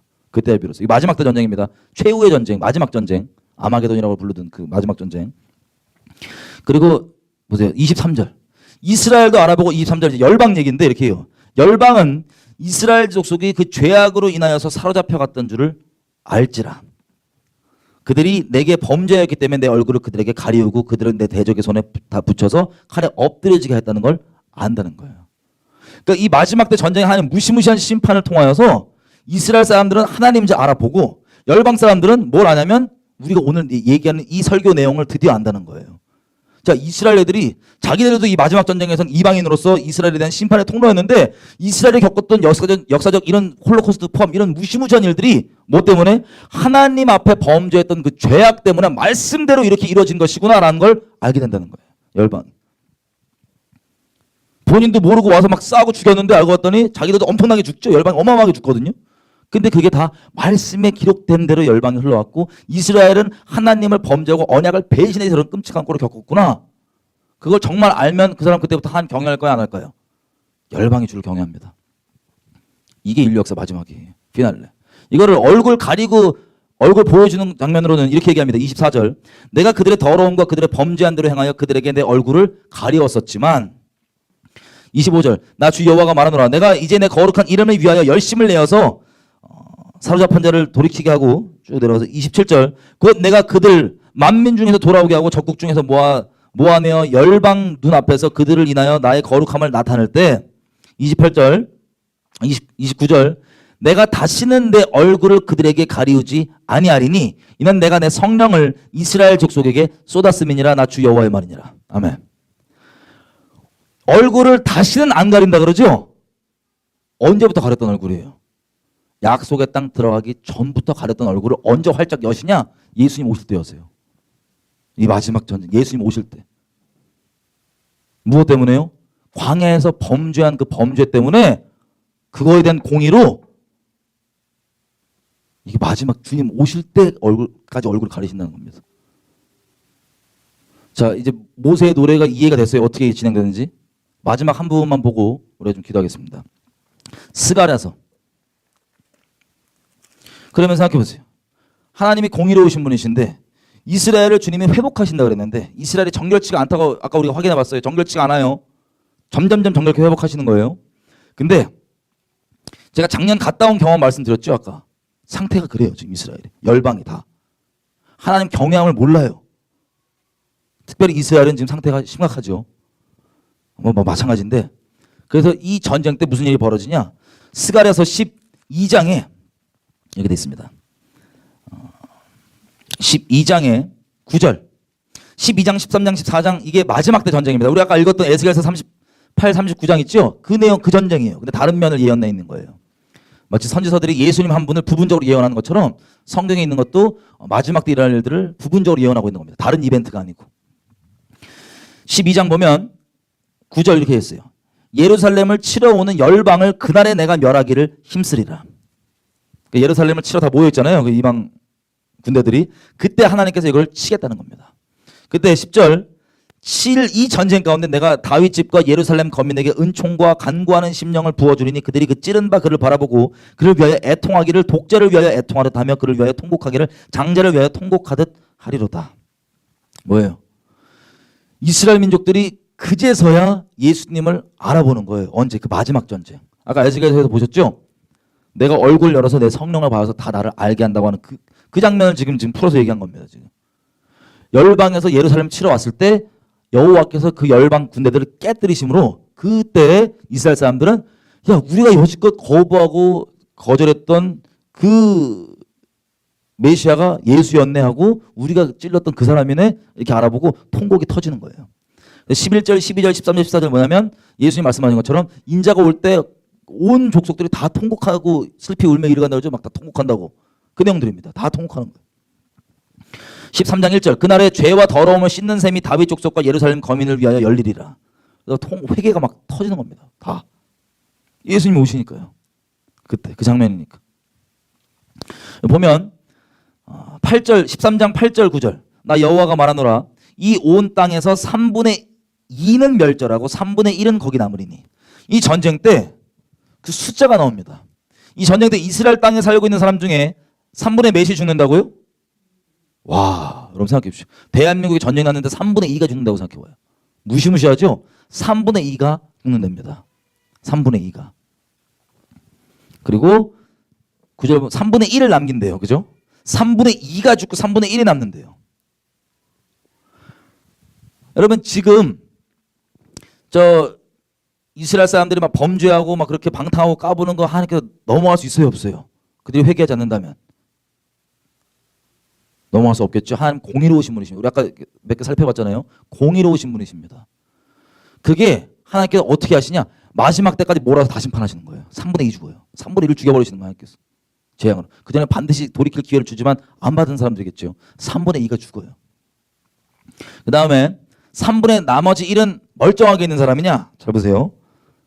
9절 내가 그 3분의 1을 불 가운데 던져서 은과 같이 연단하며 금과 같이 시험할 것이다.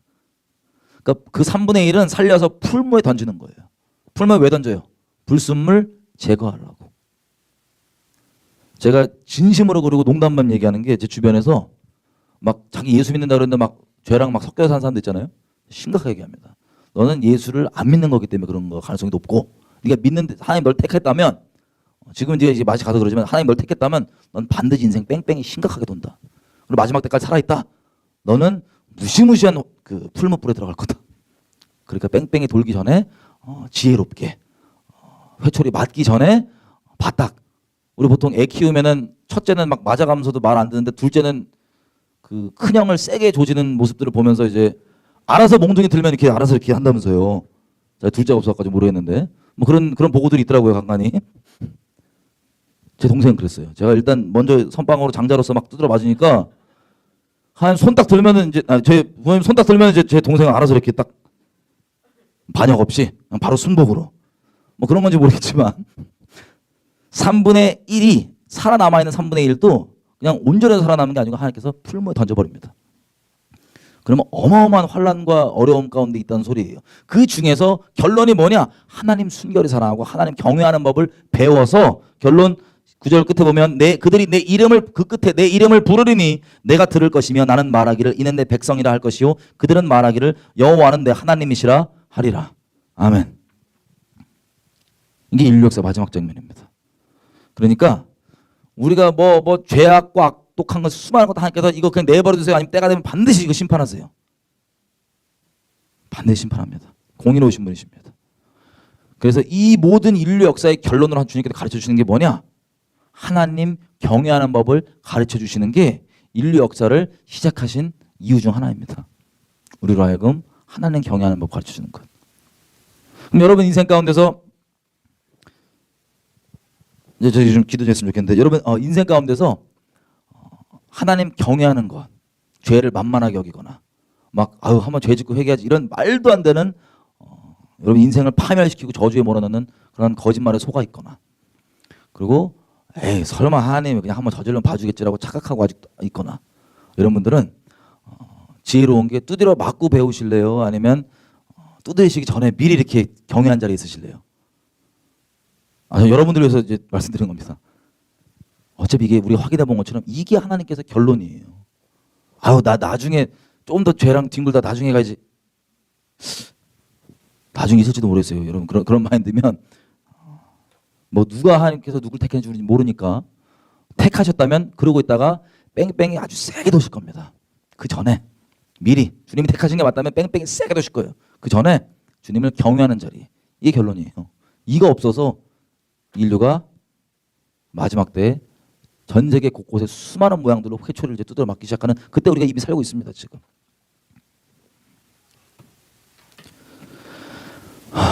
같이 저희 기도 좀 할게요.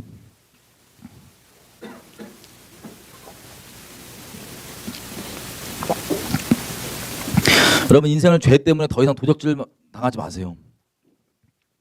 죄 때문에 더 이상 도적질 당하지도 말고 여러분 그리고 여러분 인생 자해하지 마세요. 엄청난 자해입니다. 죄 짓는 거. 남들 다 그러니까는 괜찮겠지? 엄청난 속임입니다. 주님만 우리 아까 오후 기도한 것처럼 이 경외함 없으면 여러분 이런 얘기 들으면서 또 속을 을 수도 있어요. 나 그때 그렇게 따지면 나 범죄한 거 그냥 넘어간 거 있는데 주님께 감사하십시오. 정말 회개하셨다면 하나님 이렇게 얘기하죠.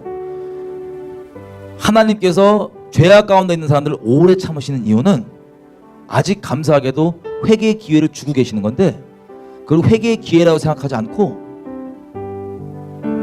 죄 짓기 전에 이거 죄 지면 안 될 것 같다가 죄를 졌단 말이에요. 근데 막상 내가 생각하는 거 불안한 일이 안 벌어지니까 죄를 회개하는 게 아니고 오히려 어둠에 무뎌지고 양심이 화인 맞고 죄에 담대해지는 분들이 있습니다. 이 세대가 이래요. 그래서 사역을 한다고 하면서도 그리스도인이랑 간판이 있다고 하면서도 어마어마한 죄악 가운데 버무려 같이 살다가 주님의 때가 되면 드러내시고 심판하시는 겁니다.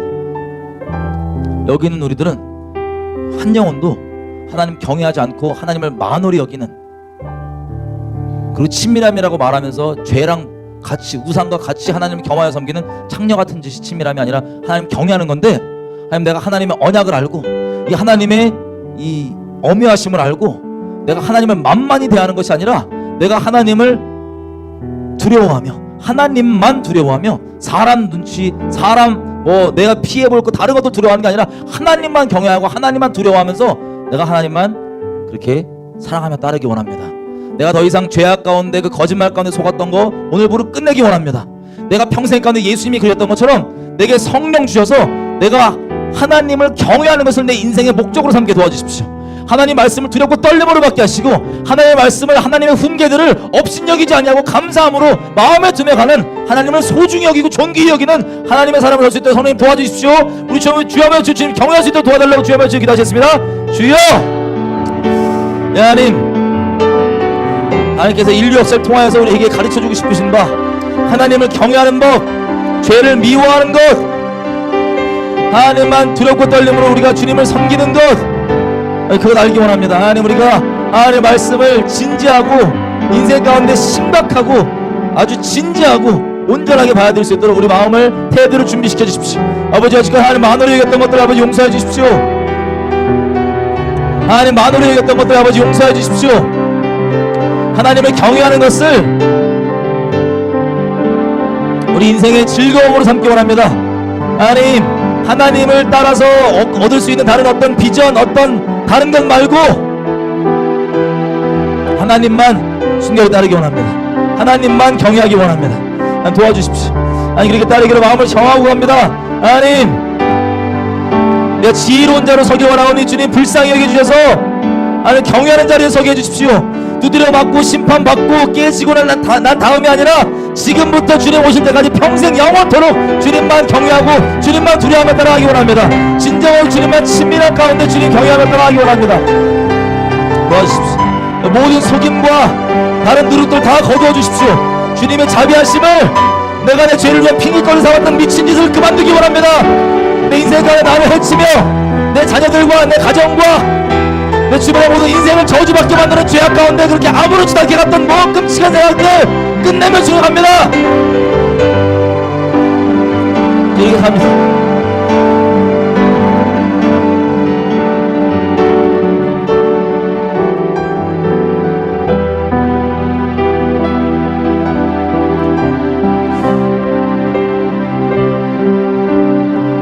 이렇게 좀 기도했으면 좋겠어요. 아까 본 것처럼 여호와를 경외하는 것은 악을 미워하는 겁니다. 여러분 소위 교회에 있으면서 이런 오해가 있으신 분도 있을 수 있어요. 그리스도인이 아무것도 미워하면 안 되지. 예, 영혼들은 미워하지 마십시오. 하지만 악은 미워하십시오. 왜 그게 가능하냐면요, 여러분 제가 아까 예를 들었던 것처럼 죄악 하나가 여러분 인생을 얼마나 끔찍하게 파괴하는 건지 상상해 보십시오. 하나님과의 관계, 여러분과의 관계뿐 아니라 여러분 인생 가운데 하나님께 주고 싶은 그 풍성한 것들을 어마어마하게 도적질하고 여러분 인생을 박살내고 여러분 자녀와 여러분 가정 다 박살낼 수 있습니다. 근데도 그것을 좋다고 생각할 수 있어요?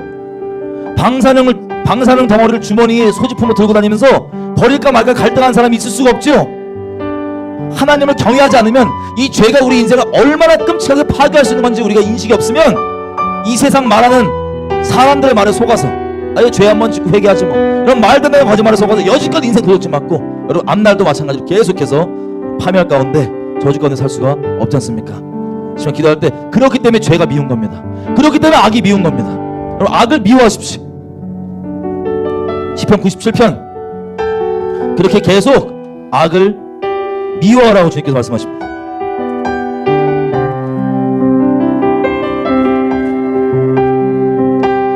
여호와를 사랑하는 너희여 악을 미워하라. 저가 그 성도의 영혼을 보존하사 악인의 손에서 건지시니라. 아마 우리가 다른 날에 다루겠지만 하나님을 목숨 다해 사랑하면요 하나님과의 관계를 깰 수 있는 것을 끔찍히도 미워합니다. 하나님 사랑해서 미워하는 거예요. 여호와를 사랑하는 자들, 하나님을 경외하는 자들, 그래서 악이 미운 겁니다. 여러분 주변에 있는 영혼들이 마약 빠져있고 동성욕 빠져있고 죄악 가운데 빠져있으면 여러분들이 그냥 나이스한 척하면서 기분 안 나쁘게 하려고 그렇게 세련되게 있는 게 아니고 그 죄가 엄청나게 그 영혼을 사랑한다면 미워집니다. 왜? 내 사랑하는 그 친구, 내 사랑하는 내 그분, 그 인생 그렇게 갉아먹고 그렇게 도둑질하는 그게 이가 갈듯이 미워야지. 하나님을 사랑하는 것, 거룩하길 바라는 것, 하나님 경외하는 것. 그래서 악이 미운 지금 기도할 때 성령님 내가 여지껏 잘못된 가르침으로 악조차도 미워하지 않게 배웠던 수많은 내 종교적인 틀들이 있다면 오늘 깨주십시오. 지금 내가 아버지께서 사랑하는 걸 사랑하고 아버지께서 미워하는 걸 미워하는, 아버지께 기뻐하는 걸 기뻐하는 아버지와 한 마음으로 살기 원하지 이상한 사람들이 만들어 틀에 맞춰진 종교 기기로 사는 걸 원치 않습니다. 하나님 마음 따라서 하나님 사랑함으로 거룩을 사랑하고 죄를 미워하며 영혼들을 사랑하고 그들을 망치는 악을 미워하는 하나님을 경외하는 사람을 할 수 있도록 도와주십시오. 주여 외치고 성령님 도와주십시오. 주여 외치겠습니다. 주여 우리 가운데 아버지 악을 미워하지 않게 만드는 이 틀들, 그 막혀있는 틀들, 우리 묶음들 다 풀어주십시오. 우리가 악을 미워하며 주님 사랑하기 때문에 우리 사이를 깨며 주님 목숨값처럼 사랑하신 영혼들을 주님께로 인도하는 게 아니라 마귀의 밥을 만드는데요 지옥 보내는 그 악들을 죄들을 미워하며 주님 사랑하며 하기 원합니다. 하나님 성령으로 아버지 마음 동일하게 충만하게 부어주셔서 아버지 사랑하는 것 우리가 사랑하고 아버지 미워하는 거 우리가 미워하며 주님 기뻐하는 거 우리가 같이 기뻐하면서 가기 원합니다. 내가 종교 틀어박기 하는 자가 아니라 아버지 마음 따라 살아야 아버지 통행하는 자로 살기 원합니다.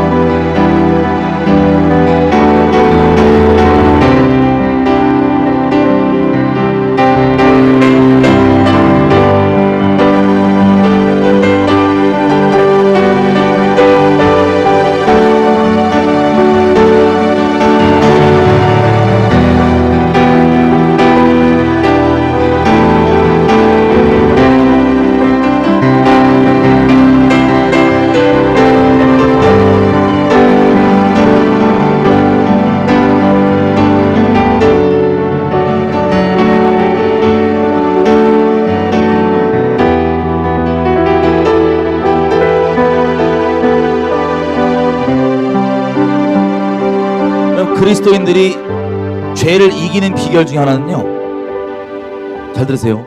하나님을 목숨 다해 사랑하는, 그게 하나님을 동시에 경외함이 있어야지 죄를 이길 수 있습니다.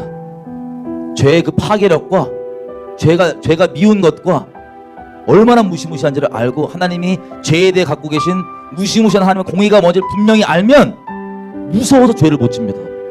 유혹이 있어서 우리가 아는 것처럼 신앙적으로 단순히 성숙해서 차원이 아닙니다. 이 죄가 얼마나 내 인생 파괴하는지 알기 때문에 요셉이 보디발 아내가 막 유혹할 때 그래도 도망가는 거예요. 무서우니까. 죄를 이기는 방법, 나중에 어떻게 되겠지가 아닙니다. 하나님을 경외하는 게 그 근본 열쇠입니다. 지금 기도할 때 아까 우리 이사야서 읽은 것처럼 성령 안에 다른 것보다 하나님을 경외하는 게 성령의 기본적 속성입니다.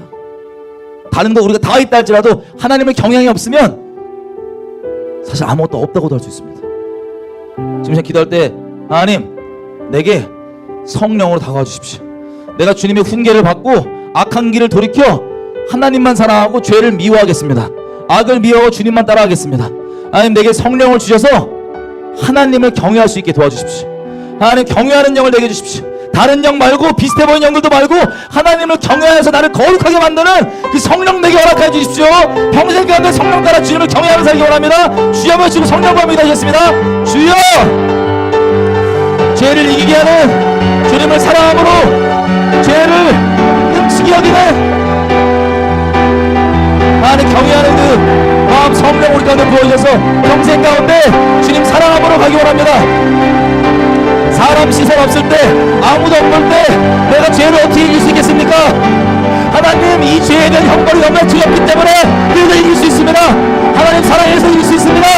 이 하나님을 사랑하는 것과 이 죄를 미워하는 마음, 죄에 대해 가지고 계신 주님의 두려우신 그 형벌을 아는 것, 이 언약의 축복과 저주를 아는 것, 아버지 이 친밀함 가운데 경외함 가운데 주님 따라가기 원합니다. 죄가 내 인생을 얼마나 파괴하는지 아버지 하나님의 자비하신 그 한쪽만 만들어서 하나님 경외하지 않고 있다면 하나님을 경외하는 자리에 우리가 먼저 서게 해주십시오. 이 경외함이 없이는 아무것도 아닌 것을 우리가 알고 있습니다. 이 경외함이 없이는 하나님의 사람을 내 찝찝한 닦아내는 휴지 정도로 생각하는 끔찍한 우리의 마음을 우리가 알고 있습니다.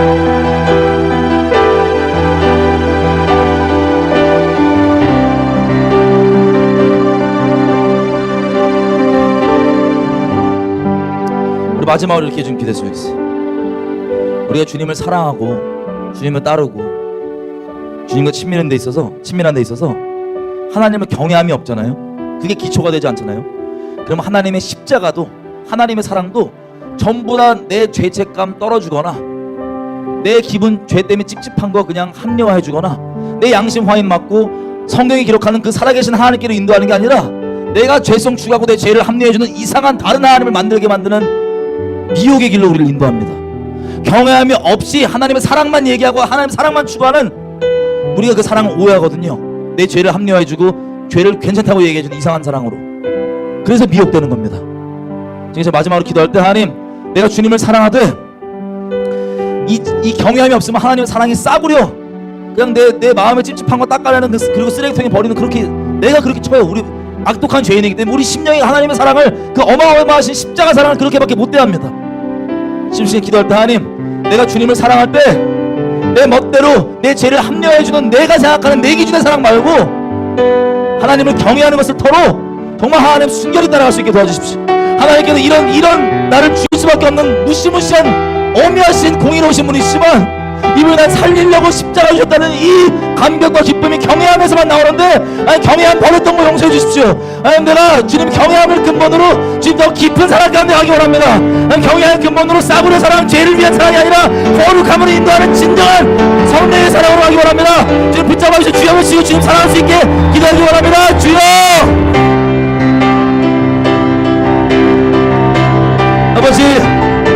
아버지 그 놀라우신 그 사랑을,